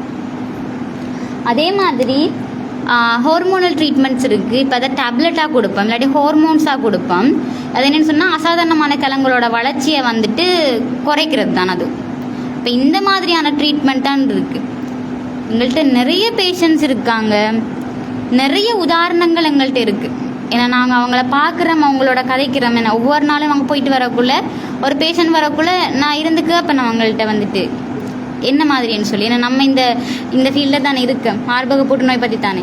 அப்போ நான் அவங்கள்ட்ட போயிட்டு கேட்கக்குள்ள அவங்க ஒவ்வொரு கதை சொல்லுவாங்க. என்னட்டு சில நோயாளர்கள் சொல்லுவாங்க என்னென்னு சொன்னால், அக்காவுக்கு வந்து மார்பக புற்றுநோய் வந்தது 10 வருஷத்தால் எனக்கு வந்துட்டு, அவங்களோட மார்பக புற்றுநோய்க்கு இப்போ ட்ரீட்மெண்ட் எடுத்துகிட்டு இருக்காங்க, அக்கா இறந்து போயிட்டாங்க. அக்காட கதையை என்கிட்ட சொல்கிறாங்க. அவங்க என்ன மாதிரி அக்கா வந்து வச்சுட்டு ட்ரீட்மெண்ட்டுக்கு கொண்டு போனாங்க. அவங்க கேண்டியில் ட்ரீட்மெண்ட் எடுத்தாங்க. அப்போது ஒவ்வொரு டைமும் அந்த சிகிச்சைக்கு போக்குள்ள அவங்கள்ட்ட எவ்வளோ விதமான கஷ்டம் இருந்துச்சு. அப்போ அக்கா எவ்வளோ சஃபர் ஆனாங்க. இது எல்லாம் பற்றி சொல்லக்குள்ள கேட்டுட்டு இருந்த எனக்கும் கண்ணில் இருந்து தண்ணி வருது, நோயாளிக்கும் கண்ணில் இருந்து தண்ணி வருது. ஏன்னா அதை நிப்பாட்ட முடியலை. நான் அவ்வளோத்துக்கும் அவங்கள்ட்ட பெயின் இருக்குது. லாஸ்ட்டாக சொல்லி முடித்தாங்க, அவங்க அக்காவோட இறந்த உடலை அவங்களோட நெஞ்சில் போட்டு வச்சுருந்தாங்க. அது மட்டும்தான் ஞாபகம் இருக்குன்னு சொன்னாங்க. அதுக்கு பிறகு 10 வருஷத்துக்கு அப்புறம் தனக்கு வந்ததாக சொன்னாங்க. அதை நான் ஆரம்பத்திலேயே கண்டுபிடிச்சிட்டேன். அப்போ அதனால இப்போ ட்ரீட்மெண்ட் போய் கொண்டிருக்குன்றது எனக்கு சொல்லி முடித்தாங்க. ஸோ இப்படி நிறைய உதாரணங்கள் இருக்குது. இப்போ எல்லாமே வந்து எல்லாருக்குமே கட்டுப்படுத்த இயலாது. இப்போ எனக்கு ஒரு விஷயம் தெரியுதுன்னு சொன்னால் அந்த விஷயத்தை நான் உங்களுக்கு சொல்கிறேன்னு சொன்னால் அதனால் நீங்கள் பயனடைவீங்கன்னு சொன்னால் அதை விட ஒரு பெரிய புண்ணியம் எனக்கு இருக்கிற மாதிரி தெரியலை. ஏன் நான் இவ்வளோத்துக்கு எடுத்துகிட்டு வரேன்னு சொன்னால் ரைட், இதனால் நிறைய பேர் பாதிக்கப்படுறாங்க. அவங்களுக்கு இதை பற்றின விழிப்புணர்வு அவசியம். எனக்கு பிடிக்காத ஆளுக்கு கூட இது ஏற்படக்கூடாதுன்னு நான் நினைக்கிறேன். அவ்வளவுதான். எனக்கு ஒரு பிடிக்காத ஒரு ஆள் இருப்பாங்கன்னு சொன்னால் அவங்களுக்கு கூட இது ஏற்படக்கூடாது. ஏன்னா அந்தளவுக்கு கொடுமையானது அது. ஏன்னா எனக்கு ஒரு ஆக்சிடெண்ட்டை நான் பார்க்குறேன்டா முதல்ல நான் நினைக்கிற விஷயம் என்ன, எனக்கு பிடிச்ச ஒருத்தங்க இருக்காங்கன்னா அவங்களுக்கு இந்த ஆக்சிடெண்ட் வரக்கூடாது. உடனே நான் அவங்களுக்கு கால் பண்ணுவேன், என்ன நீங்கள் நல்லா இருக்கீங்களா, ஓகே தானே, அந்த மாதிரி நான் கேட்பேன். ஸோ அப்படி எனக்கு ஒரு பதட்டம் வரக்குள்ள இந்த நோயை பார்க்கக்குள்ள மட்டும்தான் நான் என்ன யோசிக்கிறேன்னு சொன்னால், இல்லை இந்த உலகத்தில் எனக்கு இது எதிரி ஒருத்தங்க இருப்பாங்கன்னா அவங்களுக்கு கூட இது வர வேணாம், அந்த மாதிரி ஒரு விஷயந்தான் இது. அப்போ இது எல்லாருக்குமே இந்த விஷயம் போய் சேரணும். நீங்களும் இந்த சுயமார்பக பரிசோதனையை செஞ்சு பார்க்கணும். அதில் ஏதாவது மாற்றம் இருக்குன்னா வைத்தியர்கிட்ட போகணும், டைம் எடுத்துக்கொள்ளாமல். ரைட்டா? இதுதான் வந்து அதோட பெர்சன்டேஜ். இப்போ நிறைய கேன்சரில் ஸ்டேஜஸ் இருக்குதானே, 0, 1, 2, 3, 4ன்னு சொல்லி. அப்போ லாஸ்ட் ஸ்டேஜஸ் எல்லாமே நம்மளால் குணப்படுத்த இயலாது, ஒன்றுமே செஞ்சு கொள்ள இயலாது. ஆரம்பத்தில் கண்டுபிடிக்கப்படுவோமா இருந்தால் 90% ஆட்களுக்கு 10 வருஷத்துக்கு மேலேயே வாழலாம். என்ன ஸ்டேஜஸ் கூடிக்கொண்டு போகுமா இருந்தால் வாழ்க்கை காலம் குறுகியது தான், அதைத்தான் நம்மளால் சொல்ல இயலும். ஏன்னா லாஸ்ட் ஸ்டேஜில் வந்துட்டு நீங்கள் கடைசி 10 வருஷம் 20 வருஷம் இருப்பீங்கன்னு சொல்லி என்னால் கண்டிப்பாக உங்களுக்கு வாக்குறுதி தர முடியாது. ஏன்னா நான் வாக்குறுதி தரக்குள்ளே நீங்கள் அதை நம்பி வாழ ஆரம்பிச்சிருவீங்க. ஒரு கட்டத்துக்கு மேலே உங்களுக்கு தெரிய வரக்குள்ளே மனம் முடிஞ்சு போகும். அப்போ நான் பொய்யான ஒன்றை உங்களுக்கு சொல்ல முடியுமா? என்னால் குணப்படுத்த இயலாது தான். அதான் அந்த பேஷண்ட்டுக்கே தெரியும் லாஸ்ட் ஸ்டேஜில் வரவங்களுக்கு. இதுதான் சமூகத்தில் நிலவர கட்டுக்கதைகள்னு சொல்லுவோம். தெரியாது, ஆனால் சமூகத்தில் இந்த மாதிரியான விஷயங்கள் பரவி கிடக்குது, இதனால் இது ஏற்படுதாம், இப்படி உருவாகுதாம்னு சொல்லி அதை பற்றி தான் பார்க்க போகிறோம். ஒன்று என்னென்னு சொன்னால், இந்த புற்றுநோய்ன்றது ஒரு தொற்றா நோய். அதுதான் முதல்ல தெரிஞ்சு கொள்ள வேண்டியது. அது ஒரு தொற்றா நோய். தொற்றா நோய் என்றால் என்ன? என்னட்ட இருந்து உங்களுக்கு வராது. நான் சாப்பிட்ற சாப்பாடை நீங்கள் சாப்பிட்றதுனாலையோ, நான் உடுக்கிற உடுப்பை நீங்கள் உடுக்கிறதுனாலையோ, இல்லை நீங்கள் நான் பயன்படுத்தின சாமானை நீங்கள் பயன்படுத்துறதுனாலையோ வரல. என்ன, அது ஒரு தொற்றா நோய். அதை தான் சமூகத்துக்கு சொல்லணும். ஏன்னா நிறைய பேஷண்ட் இப்போ கைவிடப்படுறதுக்கான காரணம் அவங்கள்ட்ட இருந்து எனக்கு புற்றுநோய் வருமன்றது தான் ஒன்று தான். ஹாஸ்பீஸுக்கு வந்து விட்டுட்டு போவாங்க, திருப்பி கூப்பிட வரவே மாட்டாங்க. ஏன்னா கால் பண்ணால் சொல்லுவாங்க, நான் சின்ன பிள்ளையை வச்சுட்டு இருக்கேன், பிள்ளைக்கு வந்துடுமோன்னு பயமாக இருக்கு அப்படின்னு சொல்லுவாங்க. அப்புறம் இல்லைன்னு சொன்னால் இறுதி சடங்கை வந்து தெரியும் தானே, கொஞ்சம் கண்டிஷன் வந்து மோசமாக இருக்கிற ஆட்களுக்கு என்ன மாதிரின்னு சொல்லக்குள்ள அதெல்லாம் செய்ய இயலாது, நீங்களே இறுதி சடங்கை செஞ்சு முடிங்கன்னு சொல்லுவாங்க. இது எல்லாம் தான் இப்போ சமூகத்தில் இருக்கிற விஷயம். நம்மளுக்கு தேவை அவங்களுக்கு ஒரு பீஸ்ஃபுல்லான டெத்தை கொடுக்கறது தான். என்ன, எந்த கஷ்டமே இல்லாத ஒரு இறப்பை ஏற்படுத்துறது தான் நம்மளுக்கு தேவை. அவங்கள அந்த டைமில் கொஞ்சம் பராமரிப்பு, அவங்களுக்கு தேவையான அன்பு, கொஞ்ச நேரம் அவங்களோட டைம் ஸ்பெண்ட் பண்ணுறது, அவங்கள்ட்ட கதைக்கிறதுக்கு இருக்கும், அவங்களோட கதையை கேட்குறது தான். எங்கள்கிட்ட இருக்கிற பேஷண்ட்டுக்கு கதைக்கிறதுக்கு அங்கே ரிலேட்டிவ்ஸ் சொந்தக்காரர்கள் வர மாட்டாங்க. அப்போ நாங்கள் தான் போயிட்டு காய்ச்சிட்டு போல அவங்கள்ட்ட ஒரு வழி இருக்குது. என்னெண்டா வீட்டிலேருந்து பார்க்க வரல, நான் அவங்களோட கதைக்கு நம்ம அப்படி இல்லைன்றது தான் அவங்களோட கஷ்டமே. இப்போ நம்மளுக்கு எல்லாம் செய்ய முடியும். என்ன, சாப்பாடு கொடுக்கறதுலேருந்து குளிப்பாட்ட முடியும், அப்படியெல்லாம் செய்ய முடியும். ஆனால் அவங்க எதிர்பார்க்குற ஒரு விஷயத்தை நம்மளால் பூர்ணப்படுத்த முடியாது. அது அவங்க யார்கிட்ட இருந்து எதிர்பார்க்குறாங்களோ அவங்களால தரப்படுற ஒரு விஷயம். இது ஒரு வகை இருக்கக்குள்ள இன்னும் கொஞ்சம் பேர் சொல்லுவாங்க என்னன்னு சொன்னால், இறுக்கமான ஆடைகள், கருப்பு நிற உள்ளாடைகள் அணிகிறதுனால மார்பக புற்றுநோய் ஏற்படுது என்ற ஒரு கருத்து இப்போ சமூகத்துக்கு மத்தியில் இருக்குது. அப்படியெல்லாம் வரல. ஏன்னா முதல்ல சொன்ன காரணத்தில் நான் எதையுமே சேர்க்கலை. இது இறுக்கமான ஆடைகள், கருப்பு நிற ஆடைகள் சேர்க்கலைன்னா அதனால் அது வரல. அதே மாதிரி வாசனை திரவியங்கள் யூஸ் பண்ணுறதுனால மார்பக புற்றுநோய் வரலை. அடுத்த விஷயம், மூலிகை ட்ரீட்மெண்ட் புற்றுநோயை குணமாக்குமெண்டு கொஞ்சம் பேர் போவாங்க. மூலிகை ட்ரீட்மெண்ட்டை பற்றி நான் இங்கே தப்பு சொல்ல வரல. ஆனால் அது ஒரு ஸ்லோ ட்ரீட்மெண்ட்டாக இருக்கும். உதாரணத்துக்கு கொஞ்சம் டைம் எடுக்கும். அப்போ புற்றுநோய் மாதிரியான ஒரு விஷயத்துக்கு அந்த ஒரு ட்ரீட்மெண்ட் நான் கொடுக்கக்குள்ள நான் டைம் கொடுக்குறேன், என்ன 1 மந்த்தோ 2 மந்த்ஸோ. ஸோ அந்த அவ்வளோ டைமுக்குள்ளேயும் அது நிப்பாட்டுப்படுமா அந்த புற்றுநோய்? சரி நீ ட்ரீட்மெண்ட் எடுத்துகிட்டு வா நான் நிற்கிறேன்னு சொல்லி இல்லை, அது டக் டக்குன்னு வளர்ந்து கொண்டு போகும். அப்போ எங்கள்கிட்ட திருப்பி வரக்குள்ள புற்றுநோய் வந்து கடைசி ஸ்டேஜில் இருக்கும். அப்போ நம்மளாலேயும் ஒன்று செஞ்சு கொள்ளையிலாது. அடுத்தது, புற்றுநோயை பற்றி பேசாது, நீ பேச பேசத்தான் உனக்கு எல்லாம் வரும்னு சொல்லுவாங்க. இல்லை, நான் பேசுகிறதன் மூலமாக தான் இது மற்றவங்களுக்கு போய் சேருமென்னு சொன்னால் நான் அதை செய்யத்தான் வேணும். நானும் பேசலைன்னு சொன்னால் இது யார் வந்து பேசுவாங்க? இல்லை. அப்போ நான் இதை பேசணும், என்னோட மார்பகங்களை நான் பரிசோதிக்கணும். அதுதான் இருக்கிற விஷயம். ரைட்டா? இவ்வளவு தான் மார்பக புற்றுநோய். இதை விட்டு இன்னொரு 2 மினிட்ஸுக்கு டாபிக்ஸ் இருக்குது. என்னென்னு சொன்னால் கருப்பை கழுத்து புற்றுநோய். இப்போ கருப்பை கழுத்து புற்றுநோயும் வந்து என்னென்னு சொன்னால் பெண்களில் 2வது இடத்துல வந்து இருக்கிற புற்றுநோய் இந்த கருப்பை கழுத்து புற்றுநோய். கருப்பைன்றது எங்கே? கருப்பைக்கும் வந்து வஜனாக்கும் இடையில காணப்படுறது தான் கருப்பை கழுத்து. ஸோ அதுலேயும் வந்து அசாதாரணமான கலங்களோட வளர்ச்சி வந்து உருவாகலாம். இப்போ ஒவ்வொரு வருஷமும் 1500 பேருக்கு மேலே அடையாளம் காணப்படுறாங்க. ஏனென்று பார்த்தோம்னா, இப்போ மார்பக புற்றுநோய்க்கு பார்த்த மாதிரியான அறிகுறிகள் தனித்துவமானது எதுவும் இதுக்கு இல்லை. அப்போ இந்த காரணங்களால் இதை நான் கண்டுபிடிக்கவே இல்லாது. அப்போ நான் அறிகுறிகள் இருந்தாலே கண்டுபிடிக்கலை, இல்லாத ஒன்றுக்கு நான் கண்டுபிடிப்பேனா? இல்லை. எப்போ நான் கண்டுபிடிப்பேன்னு சொன்னால், அது மற்ற இடங்களுக்கு பரவுனதுக்கு பிறகு அதனால் உடம்பில் எதுவும் பாதிப்புகள் வரக்குள்ள நான் கொண்டு போவோம் ஹாஸ்பிட்டலுக்கு. அவங்க செக் பண்ணி பார்த்துட்டு இல்லை இதோட ஆரம்ப புள்ளி இது இல்லை, கருப்பை கழுத்து புற்றுநோய்னு சொல்லுவாங்க. ஸோ அப்படி தான் நான் கண்டுபிடிக்கப்படுவேன். அப்போ ஒவ்வொரு வருஷம் 1500 பேருக்கு மேலே அடையாளம் காணப்படுறாங்க. அதில் 750 பேருக்கு மேலே இறந்து போகிறாங்க. 10% குறைவான ஆட்கள் தான் வந்துட்டு ஆரம்பத்தில் கண்டுபிடிக்கப்படுறாங்க. அப்போ இது எதனால் ஏற்படுதுன்னு சொன்னால் 95% ஹியூமன் பேப்பிலோமா வைரஸ்னால இது உருவாகுது. அது என்ன மாதிரின்னு சொன்னால், அதில் ஒரு வகை உங்களுக்கு விளங்குற மாதிரி சொல்லணும்னு சொன்னால், பால் உண்ணிகள் வரும் தானா, கையில் உண்ணிகள் வரும் தானா, அது ஒரு வகை தான் இந்த ஹியூமன் பேப்பிலோமா வைரஸோடது. அது வந்தால் புற்றுநோய் வருமெண்ட் இல்லை, உங்களுக்கு விளங்குறதுக்காக சொல்கிறேன், அது ஒரு வகை. ரைட். அப்போ 95% இந்த ஹியூமன் பேப்பிலோமா வைரஸ்னால தான் ஏற்படுது. மிச்சம் 5% தவறான உடல் உறவுகள். அப்போ இந்த புற்றுநோய் வந்தாக்க தவறான ஆக்களா? இல்லை. அப்போ சரி, 95% இந்த ஹியூமன் பேப்பிலோமா வைரஸ்னால தானே உருவாகுது. அப்போ அது தடுக்கணும்னு சொன்னால் அந்த வைரஸுக்கு எதிராக ஒரு வேக்சின் ஒன்று கொடுப்போம். கொடுத்தா பாதுகாப்பு தானே என்று யோசித்து நம்மளோட இலங்கையில் முதலாவது உடல் உறவுக்கு முன்னுக்கும் அந்த வேக்சினை பிள்ளைகளுக்கு கொடுப்போம் என்று யோசித்து grade 6 கொடுக்க தொடங்கினாங்க, 11 வயசில். அப்போ 11 வயசில் இருக்கிற பிள்ளைகளுக்கு 2 ஊசி இருக்குது. ஒன்று கொடுத்து 6 மாத கேப்பில் இன்னொரு ஊசி. அப்போ அந்த 2 ஊசியை வந்து நம்ம எடுத்துக்கொள்ள வேணும். ஏன்னா அது நம்மளுக்கு பாதுகாப்பு, எதிர்காலத்தில் அந்த ஒரு ரிஸ்க் நம்மளுக்கு வராமல் இருக்கிறது. அது எப்போ ஆரம்பித்தாங்கன்னு சொன்னால் 2017ஆம் ஆண்டு தான் கொடுக்க தொடங்கினாங்க 11 வயசில் இருக்கிற பிள்ளைகளுக்கு.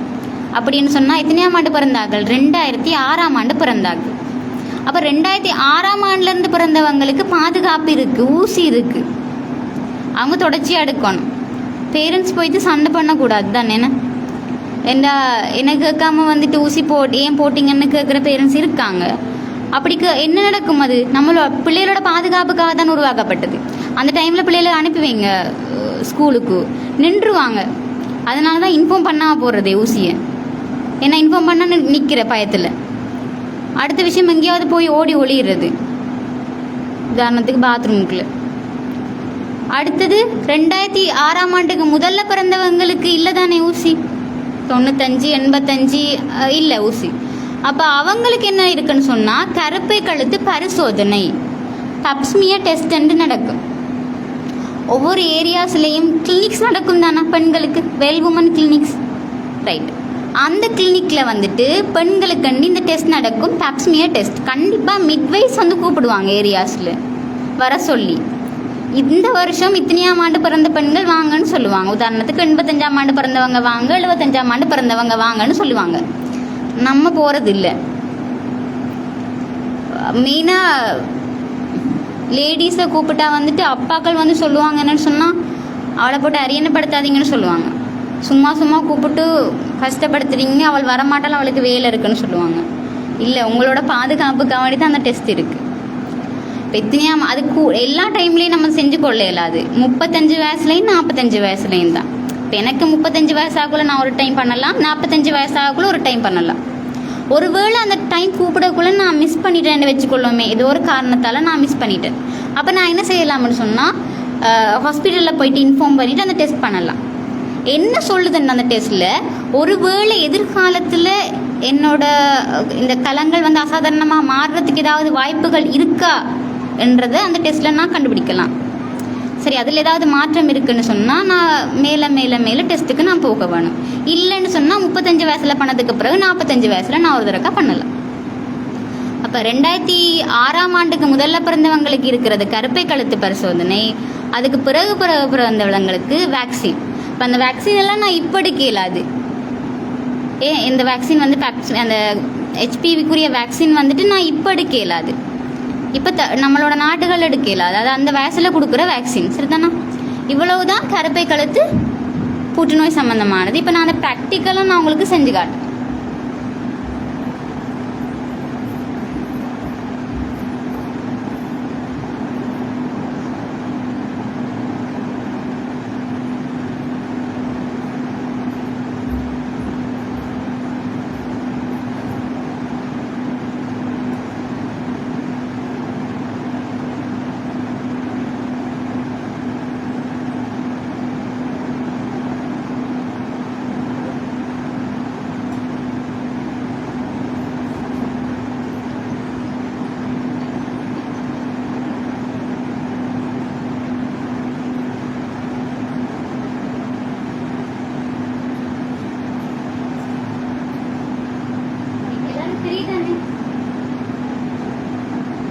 எப்படி அதை செய்யறதுன்னு உங்களுக்கு ப்ராக்டிக்கலாக காட்டுறேன்.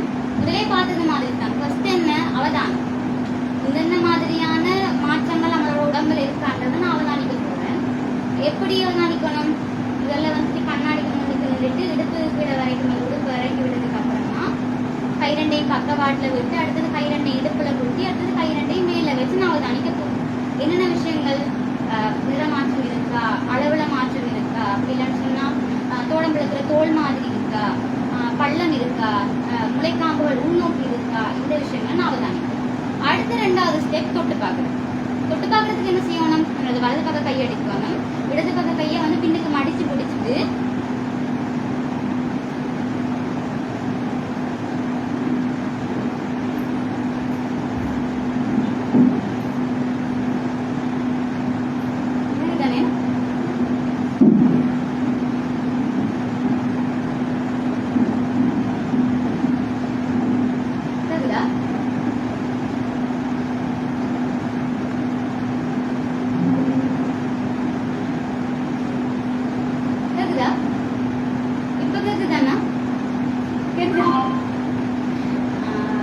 வலது பக்க கையால நான் செய்ய போறேன். அப்ப இடது பக்கத்துக்குரிய கையை இதுக்கு மடிச்சு பிடிக்கணும். மடிச்சு பிடிச்சிட்டு இந்த பரப்பால தான் நான் செய்ய போறேன்.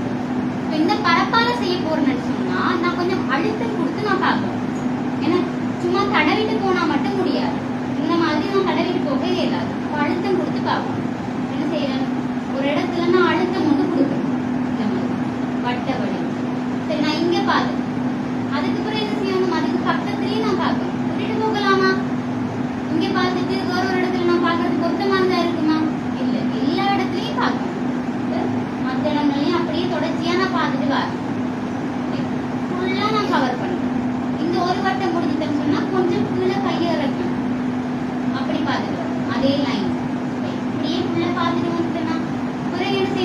கொஞ்சம் கீழே. எவ்வளவு வட்டங்கள் பார்க்க வேணுமோ அவ்வளவுக்கு நீங்க பார்க்கலாம். புல் பரப்பையும் நீங்க என்ன செய்யணும், பூர்ணப்படுத்தணும். அதுக்கு பிறகு முளைக்காம்புகளுக்கு காணப்படுற கருங்குற பகுதிகளையும் பார்க்கணும், அந்த இடங்களையும் நடத்தணும். அடுத்தது முளைக்காம பிரஸ் பண்ணணும். ஏன்னா அப்பதான் நம்மளுக்கு என்ன தெரியும், உள்ளுக்குள்ள ஏதாவது திரவங்கள் இருக்கான்னு அதையும் நான் பார்க்கணும். அடுத்த விஷயம், இந்த மார்பகமும் கையில் காணப்படுற இந்த பகுதிகளில் நிறைய கட்டிகள் உருவாகலாம். சரியா? அப்ப நான் என்ன செய்யணும், இந்த பகுதிகளிலே மலத்தங்கள் கொடுக்கணும். அதே மாதிரி அப்புள் பகுதிகளையும் நான் பார்க்கணும். இந்த பக்கம் நான் அப்படி பார்க்கணும், அதைத்தான் நம்ம அந்த பக்கம் பார்க்கணும். ஏன்னா ஒரு பக்கம் பார்த்துக்கணும் நான் விட இல்லாது. அப்ப என்ன செய்யணும், இந்த பக்கத்துக்கு கையை வந்து மடிச்சு பிடிச்சிட்டு இந்த கையால் நான் பார்க்க போறேன், மாறி பார்க்க வேணும். ரைட், அந்த பரப்பை பயன்படுத்தி மேல அழுத்தம் கொடுத்து பார்த்துட்டு வரேன். ரைட், ஒரு சைக்கிள் வந்து கவர் பண்ணிட்டேன். அதுக்கப்புறம் என்ன செய்யணும், கொஞ்சம் கீழே இறக்கி அடுத்தது திருப்பி என்ன செய்யணும், திருப்பி கீழே திருப்பி முளைக்காம்புகள் காணப்படுற பகுதிகளில் அழுத்தம் கொடுக்கணும். அடுத்து முளைக்காம நசிச்சு பார்க்கணும். அதே மாதிரி இந்த மார்பகமும் கையும் காணப்படுற இந்த பகுதிகளையும் நீங்கள் அழுத்தங்கள் கொடுத்து பார்க்கணும். அதே மாதிரி அப்புள் பகுதிகளையும் பார்க்கணும். இதைத்தான் நம்ம இதே மெத்தடை தான் நம்ம படுத்துக்கிடந்து செய்ய போறோம். படுத்துக்கிடந்து செய்யக்குள்ள என்னன்னு சொன்னா தலைக்கு பின்னுக்கு ஒரு பில்ல ஒன்று கொடுத்துருவோம். அதே மாதிரி நீங்க புளியக்குள்ள ஞாபகம் வருதுன்னு சொன்னா புளியக்குள்ளையும் செய்யணும். ஆனா மொத்தமா எல்லா இடங்களையும் கவர் பண்ணணும். வேணுமெண்டா நீங்க வந்து இங்க தொட்டு பார்க்கலாம். இந்த டம்மிஸ் வந்து உள்ளுக்குள்ள ஒரு கட்டி வச்சுதான் நாங்க எடுத்திருக்கோம். இங்க தொட்டு பார்க்கல இங்க ஒரு கட்டி ஒன்று தெரியும். எக்ஸாமின் பண்ணக்குள்ள வேணுமானாக்கள் வந்து முடிய பாருங்களா.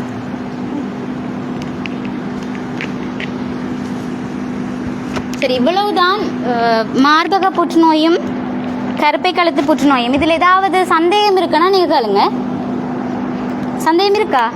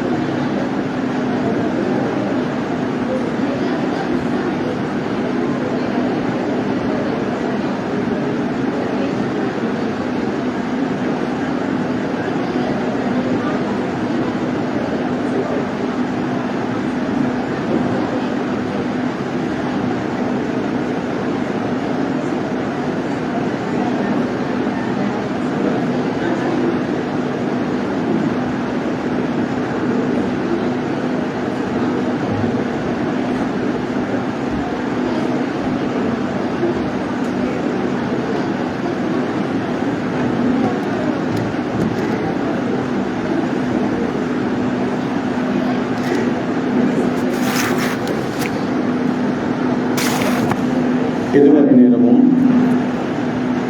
விழிப்புணர்வு தகவல்களை வழங்கிய தாதிய உத்தியோகத்தர் சகோதரி மிஸ்ஸஸ் அனிதா அற்புதராஜ் அவர்களுக்கு நன்றிகளை தெரிவித்துக் கொள்கின்றோம்.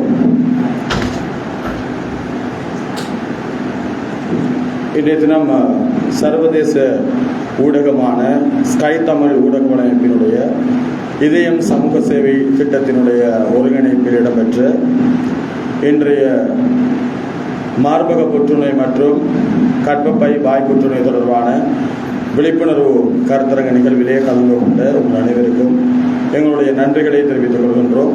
அதே போன்று இந்த நிகழ்வுக்கான சகல ஏற்பாடுகளையும் செய்து தந்து காத்தாங்குடி இஸ்லாமிய வழிகாட்டல் நிலையத்தினருக்கும் எங்களுடைய விசேடமாக நன்றிகளை தெரிவித்துக் கொள்கின்றோம்.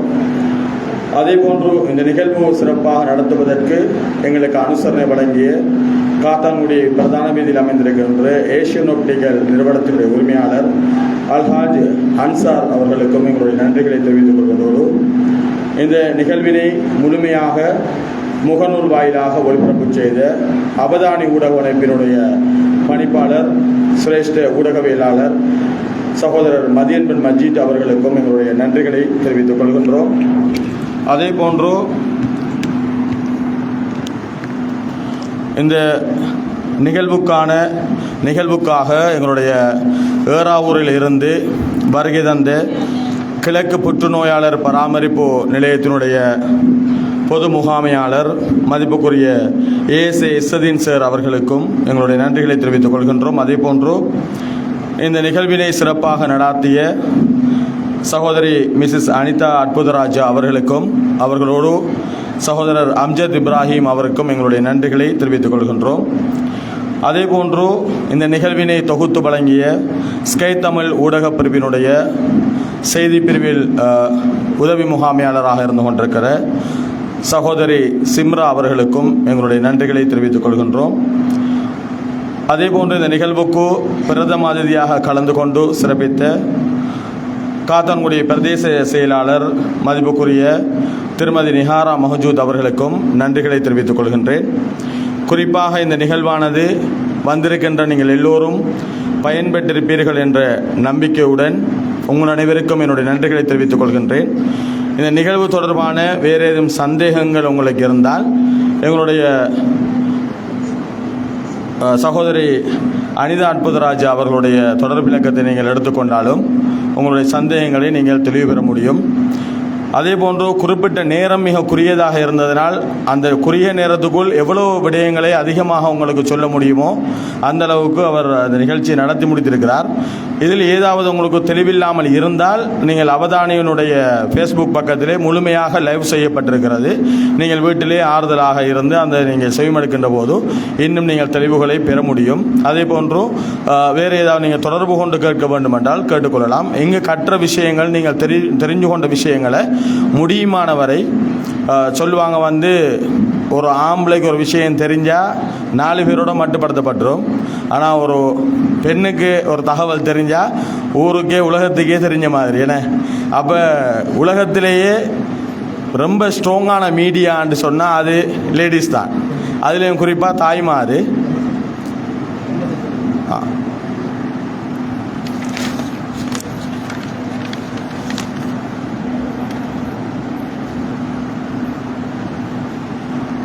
அதுலேயும் குறிப்பாக தாய்மார் சந்திக்கிற நேரங்கள் கூடுதலாக சந்தர்ப்பம் கிடைக்கும். ஆக்களை சந்திக்கிறதுக்கு கல்யாண வீடு, அதே மாதிரி சொந்தக்காராக்களோட வீடு.